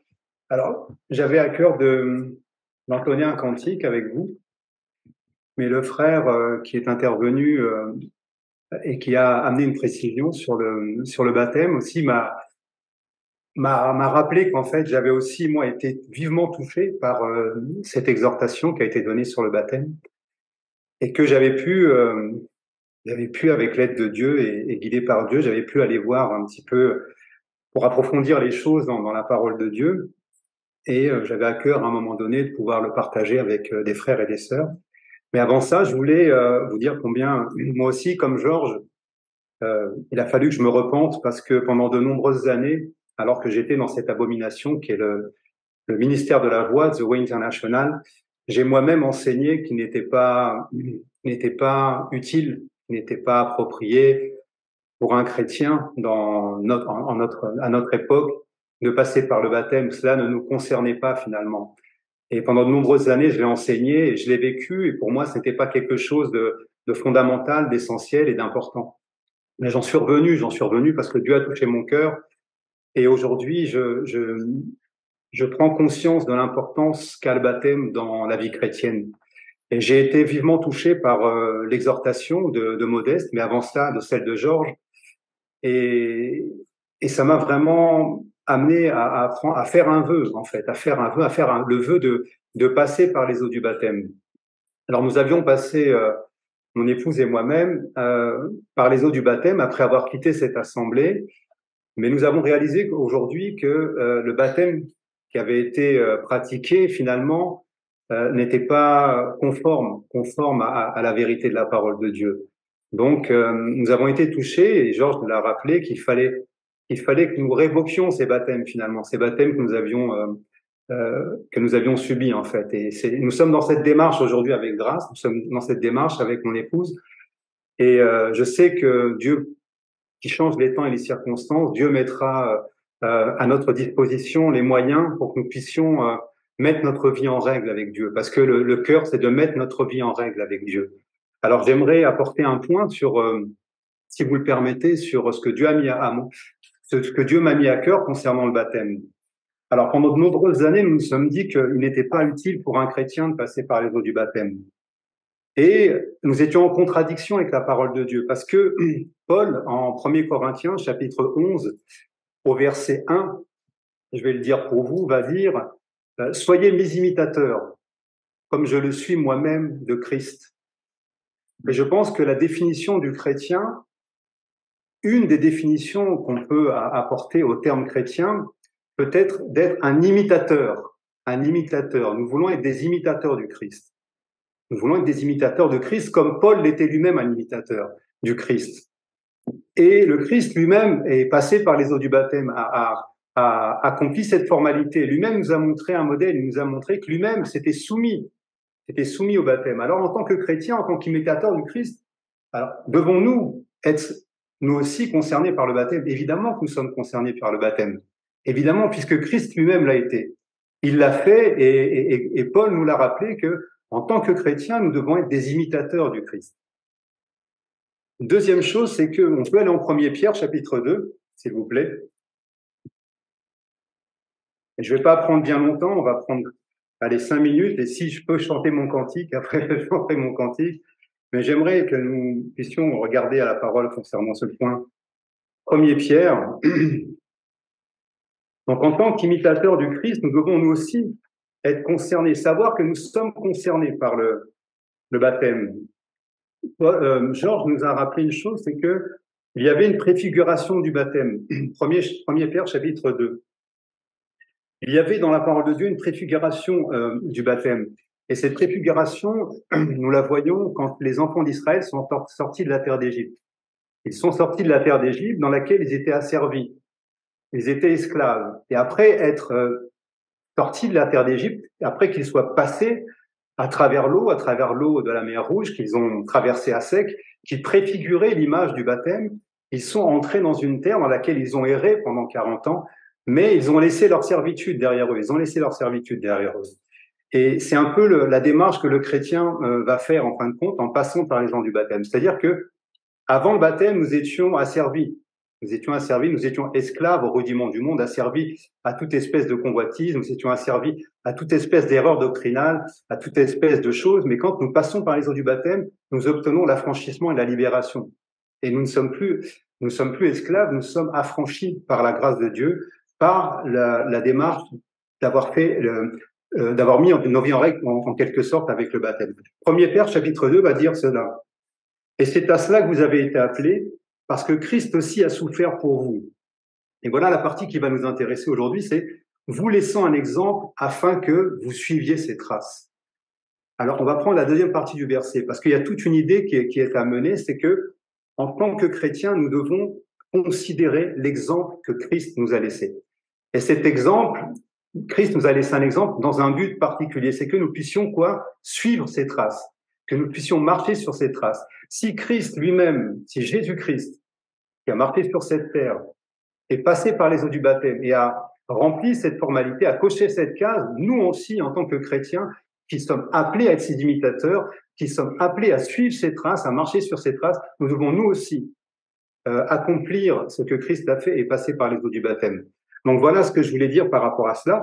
Et le deuxième point, donc un chrétien est-il concerné par le baptême? Évidemment qu'il est concerné par le baptême. Mais le deuxième point, je voudrais qu'on puisse regarder ensemble à Ecclésiaste chapitre 5, s'il vous plaît. On va regarder encore 2 versets. Et si vous le permettez, je chanterai mon cantique si j'ai pas pris trop longtemps. Mais j'aimerais qu'on puisse regarder un petit peu en détail concernant le baptême. Donc oui, nous sommes concernés par le baptême puisque nous devons marcher sur ses traces, nous devons suivre ses traces et que nous sommes des imitateurs du Christ en tant que chrétiens. Et quand nous faisons ce vœu de passer par les eaux du baptême, quand nous faisons ce vœu de suivre le Christ, c'est un vœu que nous faisons à l'Éternel, c'est une promesse que nous prenons, c'est un serment que nous faisons, c'est un engagement que nous prenons. Ecclésiaste chapitre 5, verset 3, il est dit « Lorsque tu as fait un vœu à Dieu, ne tarde pas à l'accomplir, car Dieu, n'aime pas les insensés. Accomplis le vœu que tu as fait. Mieux vaut pour toi ne point faire de vœu que d'en faire un et de ne pas l'accomplir. » Prendre la décision, l'engagement de suivre le Christ, de marcher sur ses traces en tant que chrétien, prendre l'engagement, faire le vœu de marcher en nouveauté de vie, de changer de direction, parce que le baptême amène un changement de direction, amène un changement de façon de vivre, un changement de façon de penser, un changement d'attitude, un changement de conduite, un changement de façon de parler. Vous changez de direction quand vous faites le vœu de suivre le Christ. Si vous faites ce vœu-là, ne tardez pas à l'accomplir. Parce que c'est un engagement que vous prenez. Vous prenez un serment devant Dieu. Vous dites, je veux suivre le Christ dans les bons et dans les mauvais jours. Je veux devenir tel qu'il a été. Je veux revêtir le Christ en quelque sorte. Et nous verrons ce verset-là ensuite. Il y a un verset qui nous encourage à revêtir les sentiments qui sont en Jésus-Christ. Mais quand vous prenez cet engagement, vous faites ce serment, ne tardez pas à l'accomplir. Et j'aimerais qu'on puisse aller en Proverbes chapitre 20. On verra un deuxième verset ensuite et on va arrêter. Proverbes chapitre 20. Donc, Ecclésiaste nous dit, lorsque tu fais un vœu à Dieu, ne tarde pas à l'accomplir, car Dieu n'aime pas les insensés. Accomplis le vœu que tu as fait. Proverbes chapitre 20. Et c'est l'aspect que j'aimerais souligner. Nous allons voir en Proverbes chapitre 20, au verset 25. Il est écrit que c'est un piège pour l'homme que de prendre à la légère un engagement sacré. Le baptême est un engagement sacré. C'est un serment que vous prenez. Vous faites la promesse de suivre le Christ. Vous prenez l'engagement de marcher, de vivre, de penser, de vous conduire comme un chrétien, d'être un imitateur de Christ. C'est un engagement que vous prenez. Et si tu le prends à la légère, sache mon frère, ma sœur, que c'est un piège pour ton âme. C'est un piège pour ton âme. Parce que tu as fait un vœu, alors ne tarde pas de l'accomplir. Parce que Dieu n'aime pas les insensés. Si tu prends l'engagement, si tu fais le serment de passer par les eaux du baptême, de changer de direction, de changer de vie, de marcher en nouveauté de vie, sache que c'est un engagement que tu prends et que ce n'est pas un engagement à prendre à la légère. Et c'est là ce que je voulais surtout insister, c'est que ce n'est pas un rituel. Nous ne sommes pas dans une démarche de rituel. Nous sommes dans une démarche de mettre notre vie en règle avec Dieu, de regarder à Dieu, à sa parole, de regarder ceux qui nous ont précédés, à l'image de Paul, qui était un imitateur du Christ. Paul est passé par le baptême. Les hommes de Dieu qui nous ont précédés sont passés par le baptême. Il est important pour un chrétien qui est un imitateur du Christ, comme l'était Paul, de faire ce vœu-là et de s'engager, sachant que c'est un engagement sacré. Le baptême est un engagement sacré. Et je terminerai avec Galates, chapitre 3. Donc, lorsque tu fais un vœu, ne tarde pas de l'accomplir. Et sache, mon frère, ma sœur, sachez que le baptême est un engagement que nous prenons. C'est un engagement que nous prenons. Et il ne doit pas être pris à la légère. C'est un engagement sacré. Comme le mariage est un engagement sacré. Quand quand nous nous unissons devant Dieu et devant les hommes, avec nos compagnes, avec nos épouses, c'est un engagement que nous prenons. C'est un engagement, et c'est un engagement sacré. On voit combien le mariage est attaqué aujourd'hui, combien le mariage, qui était une institution qui a été établie par Dieu depuis la création, nous voyons que les fondements sont attaqués. Mais en tant que chrétiens, nous devons savoir et garder cet aspect sacré qu'a le mariage, cet aspect sacré qu'a le baptême. Donc je disais, pour terminer, nous allons en Galates, chapitre 3, s'il vous plaît. Donc si tu fais un vœu, ne tarde pas de l'accomplir. Et sache, mon frère, ma sœur, que le baptême, est un engagement sacré. C'est un engagement sacré. Donc Galates 3, verset 27, il est écrit, vous tous, vous qui avez cru, vous qui avez été quoi? Baptisés en quoi? En Christ. Vous avez revêtu quoi? Christ. C'est un changement de vie. C'est un changement de direction. C'est un changement de façon de penser. C'est un changement de la manière de nous conduire et de ce que nous allons dégager en tant qu'être humain, tant que nous sommes sur cette terre. C'est un vœu que nous avons fait. Ne tardons pas à l'accomplir. Nous avons fait le vœu de marcher sur ces traces. Nous avons fait le vœu de passer par les eaux du baptême. Pour ceux qui l'ont fait, béni soit Dieu. Pour ceux qui vont le faire, gloire à Dieu pour ceux qui vont le faire. Mais sachons que c'est un engagement sacré. Et que quand vous serez baptisés en Christ, vous avez le devoir de revêtir Christ.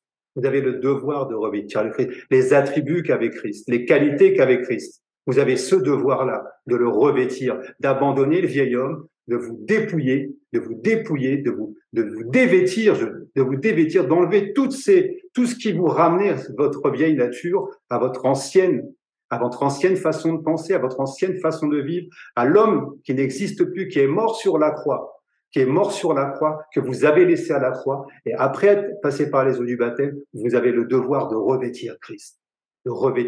Parce que c'est un vœu que vous avez pris, et si tu as fait ce vœu-là, ne tarde pas de l'accomplir, mais souviens-toi, mon frère, ma sœur, que c'est un engagement sacré, et que c'est un piège pour l'homme que de prendre un engagement sacré.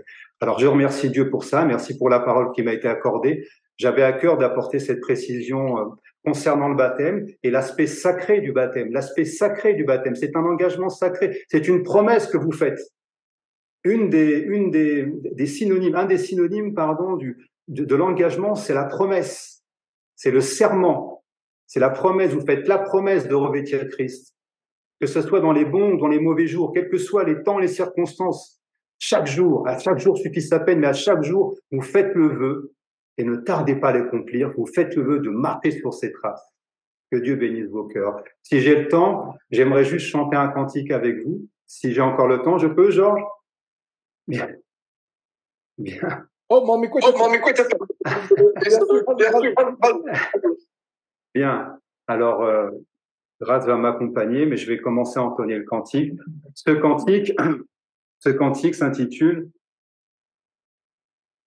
excusez-moi, à mon Dieu, je me confie. À mon Dieu, je me confie.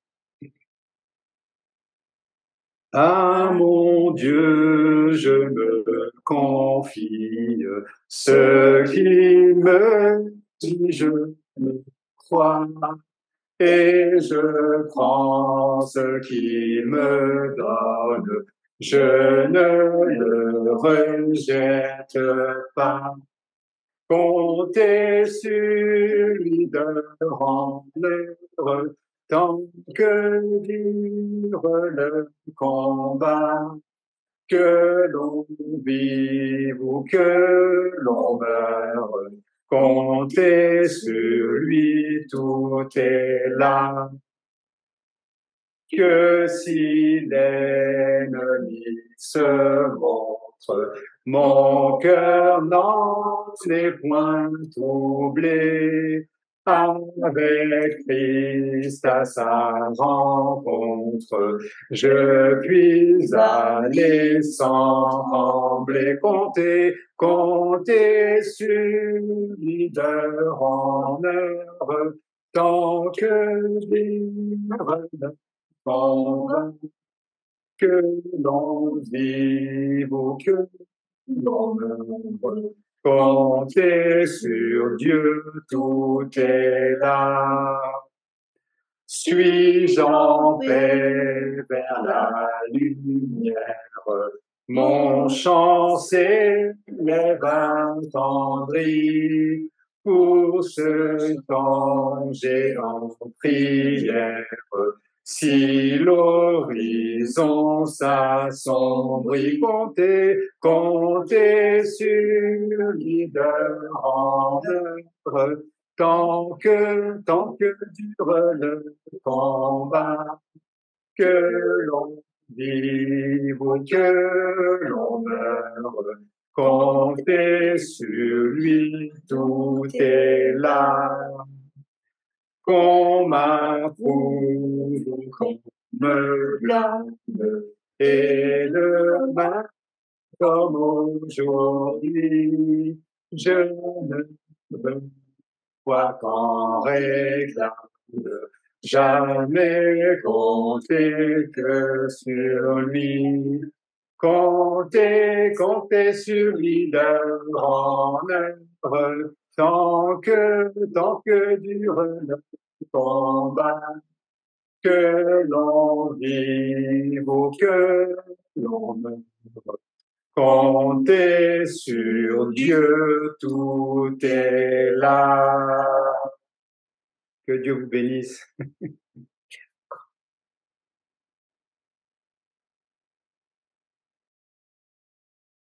Amen, amen, amen. Voilà. Comptez sur Dieu. Tout est là. Qu'on vive, qu'on meure, qu'on souffre, peu importe ce qu'on traverse. Comptez sur Dieu. Tout est là. Voilà notre standard. Voilà notre standard. Et par ailleurs, c'est pas par hasard que 3 semaines de manière successive, il y a 3 semaines, oui, 3 semaines de manière successive, il y a 3 dimanches plutôt de manière successive, il y a 2 dimanches, il y a 2 semaines, la semaine passée, et aujourd'hui encore revient sur le baptême. C'est pas par hasard. C'est-à-dire que Dieu nous est en train de nous montrer que c'est important, c'est merveilleux, c'est important. Prenons Yves, je pense que nous avons atteint le côté des exhortations. 3. Maintenant, limitons-nous à louer Dieu ou à témoigner sans exhorter. Je m'efforce à nous amener à observer les commandements de Dieu. Il est arrivé que par le passé, on fasse des erreurs, mais nous nous réunissons pour devenir parfaits, pour qu'on on demeure parfait jour après jour. Développe ton micro, s'il te plaît, Yves Tuité.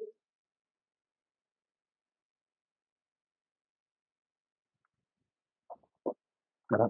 Mais merci. Moi, je voudrais juste chanter un cantique pour la gloire du Seigneur Jésus-Christ après tout ce qu'il a fait dans ma vie. Vous m'entendez?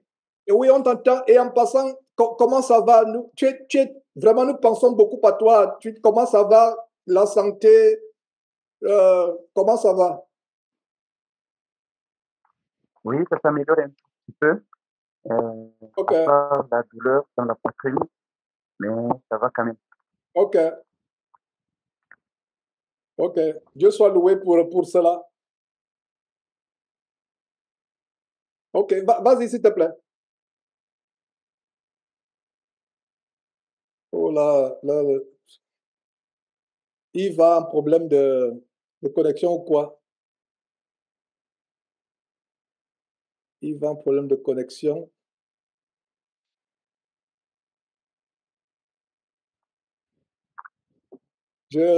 Vraiment, j'ai beaucoup de peine pour les frères qui sont en Afrique, qui ont des problèmes d'Internet. Vraiment, prions Dieu que ce souci d'Internet ne soit plus... c'est terrible, Internet, je ne comprends pas. Internet devrait être quelque chose qui passe à travers le monde. On n'a pas besoin de se sacrifier pour avoir une bonne connexion. Ça, c'est vraiment affligeant. Mais nous rendons grâce à Dieu pour toutes choses. Voilà. Donc, est-ce qu'un frère en cantique En attendant que le frère Yves revienne, je pense qu'il a été déconnecté.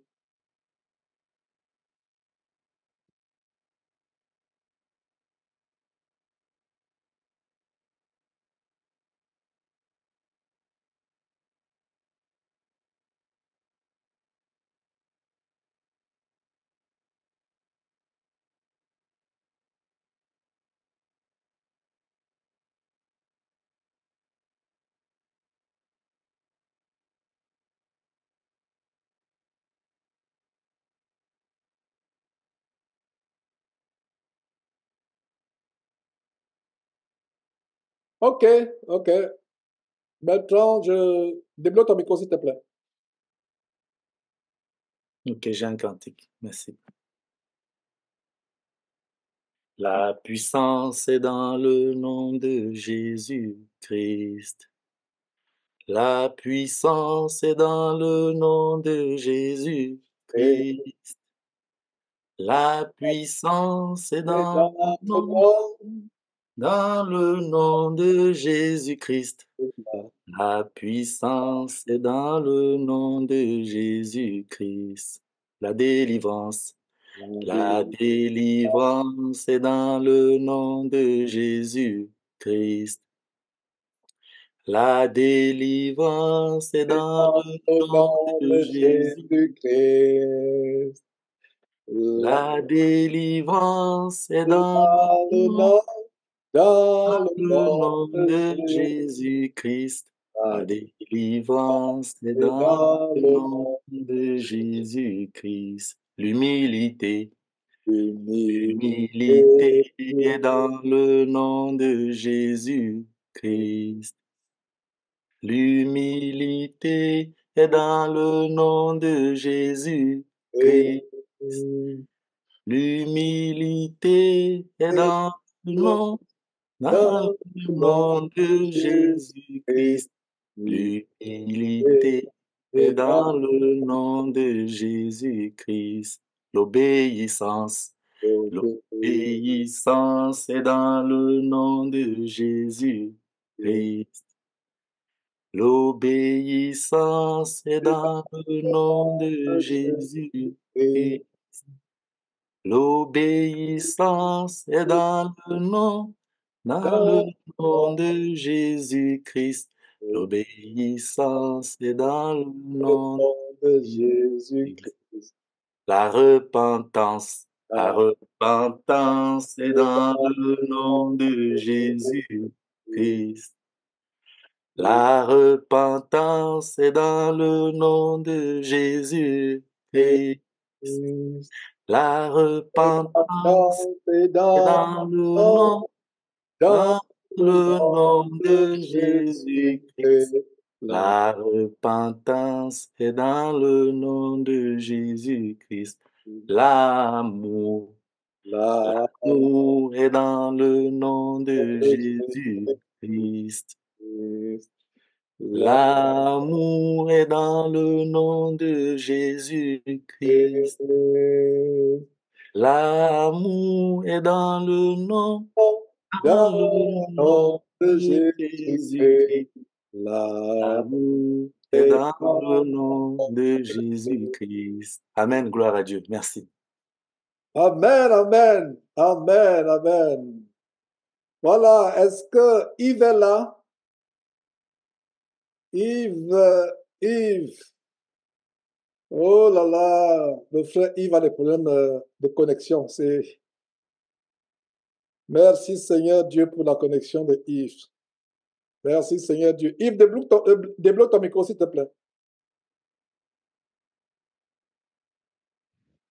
Voilà, merci. Voilà, En tout cas, la connexion n'est pas bonne. Voilà. Divin Sauveur, toi qui vins sur la terre pour mourir sur un infâme bois, le cœur ému, j'approche du calvaire, que ton esprit m'enseigne à contempler ta croix, ta grâce infinie vaut mieux que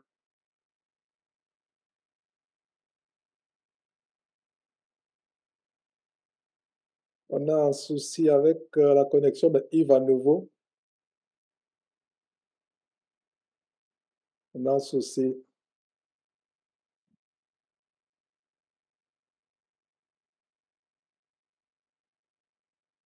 OK, OK. Donc, je ne sais pas s'il y a un autre cantique, en attendant peut-être que Yves revienne. Est-ce qu'il y a un autre cantique? Dominique, tu as un cantique?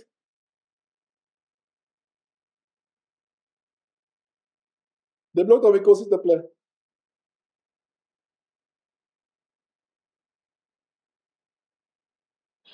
Bon, je vais chanter. Merci pour l'exhortation. Donc, ça nous inspire beaucoup. Bon, ma chanson, c'est en 2 étapes.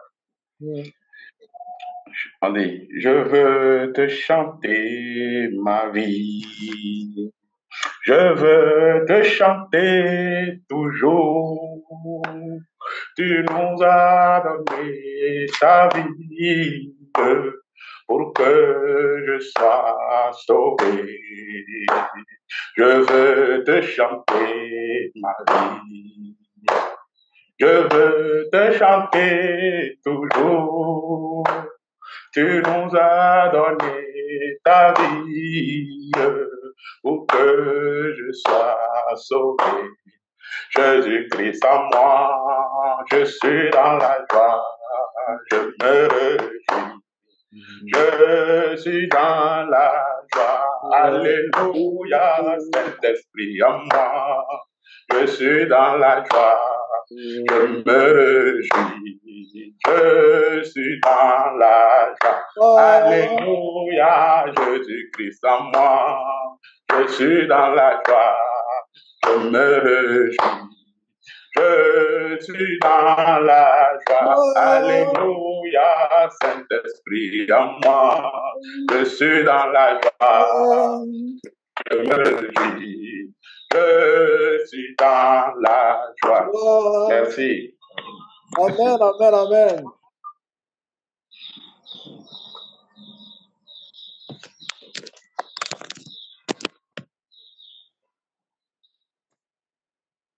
Voilà, mes frères. Je ne sais pas si Yves est là. OK, nous allons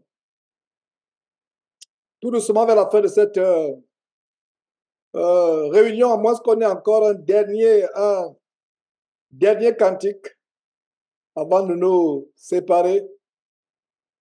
Et nous rendons grâce à Dieu pour ces moments qui rend disponibles, qu'on puisse nous exhorter, qu'on puisse nous encourager, qu'on puisse tenir ferme. C'est vraiment précieux. Et donc, nous rendons grâce à Dieu pour toutes choses. OK.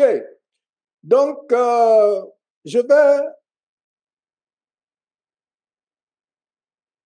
lever un mot de prière et avant qu'on ne se sépare.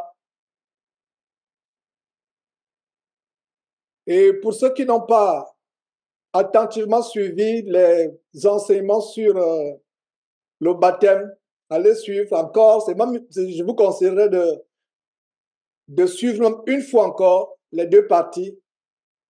La partie 1 et la partie 2 où Modeste a enseigné et exhorté. Suivez-les ensemble attentivement. Je crois que ça fait environ 6 heures de réunion, mais prenez le temps de suivre petit à petit. Il y a des grandes révélations, des grands détails. Et vous voyez, au fur et à mesure que vous suivez, d'autres versets vous viennent à l'esprit, d'autres révélations vous viennent à l'esprit, comme celle qu'on a reçue de Jean-François tout à l'heure. Et suivons ces choses. Et si on a pris cet engagement de passer par les eaux du baptême, c'est un engagement qui doit être prompt. Prompt. Si vous n'avez pas encore mis en exécution, autant pour moi cet engagement, c'est parce qu'il n'y a personne disponible à côté de vous. Mais dès qu'il y a une occasion, et même s'il n'y a personne disponible, si vous pouvez vous déplacer, faites-le. Donc, c'est tout ce que par la grâce de Dieu, on avait pour aujourd'hui. Donc, je vais tout simplement rendre grâce à Dieu et nous allons nous séparer. Merveilleux Père, Père très grand, Père infiniment bon, Père infiniment miséricordieux, nous t'en supplions, Seigneur Dieu, pardonne-nous toutes les fois où nous nous sommes préoccupés à écouter, entendre des choses qui n'édifient pas, qui ne te glorifient pas. Nous te demandons pardon pour toutes les fois où nos oreilles ont démangé pour écouter des choses vaines, des choses mondaines, des choses qui ne te glorifient pas. Nous te rendons grâce, Seigneur Dieu, pour ton grand amour qui se manifeste par le fait que tu nous rappelles ta parole pour nous amener à nous parfaire. Seigneur Dieu, merci pour toutes les paroles qui ont été données, paroles d'enseignement, d'encouragement, d'exhortation. Seigneur Dieu, merci pour tous ces cantiques à ta gloire et à la gloire de ton Fils Jésus-Christ. Seigneur Dieu, donne-nous d'être parfait. Donne-nous de serrer ta parole contre notre cœur. Seigneur Dieu, donne-nous d'être délivrés de tout péché qui nous accable, qui nous retient captifs, d'en être délivrés, Seigneur Dieu. Seigneur Dieu, je t'en supplie, apporte le soulagement à ceux parmi nous qui ont besoin d'être soulagés en quelque aspect que ce soit de leur vie, que ce soit sur le plan de la santé, que ce soit sur un autre plan, Seigneur Dieu. Et encore que ta volonté se fasse, et rien que ta volonté, Seigneur Dieu, tu sais toutes choses, tu connais toutes choses. Notre plus grande santé que nous recherchons, c'est la santé de notre âme. Merci Seigneur Dieu de ce que tu nous amènes à voir notre âme en bonne santé. D'avoir notre âme qui prospère, pas par les choses vaines de ce monde, mais qui prospère par ta parole infiniment grande. Seigneur Dieu, voici que nous sommes sur le point de nous séparer, je t'en supplie. Mets autour de chacune de nos maisons ta haie de protection comme tu l'as toujours fait, Seigneur Dieu. Maintiens autour ta haie de protection autour de nos maisons, Seigneur Dieu. Surtout ceux qui sont sur le point d'aller se reposer pour commencer la semaine, Seigneur Dieu. Et pour ceux dont la journée se poursuit, Seigneur Dieu, multiplie ta grâce et ta paix dans nos vies. Merci, Seigneur Dieu, pour ta grâce, pour ta miséricorde, sans laquelle personne parmi nous ne se tiendrait à cette seconde. C'est au nom de Jésus-Christ que j'ai prié. Amen. Voilà, mes frères, c'en est fait pour aujourd'hui. Plaise à Dieu, si le Seigneur Jésus ne revient pas entre-temps et si, par la grâce de Dieu, nous sommes toujours sur cette terre pour le servir, nous reviendrons pour une autre réunion. Tenez ferme, mes frères et sœurs. Ne vous découragez pas, malgré les soucis que les uns et les autres peuvent avoir. Ne vous découragez pas, ne nous décourageons pas. Sur ce, je dis au revoir, à la prochaine, Dieu voulant.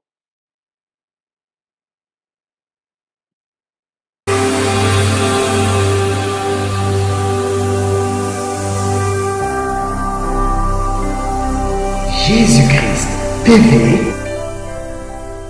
vous connaîtrez la vérité et la vérité vous affranchira.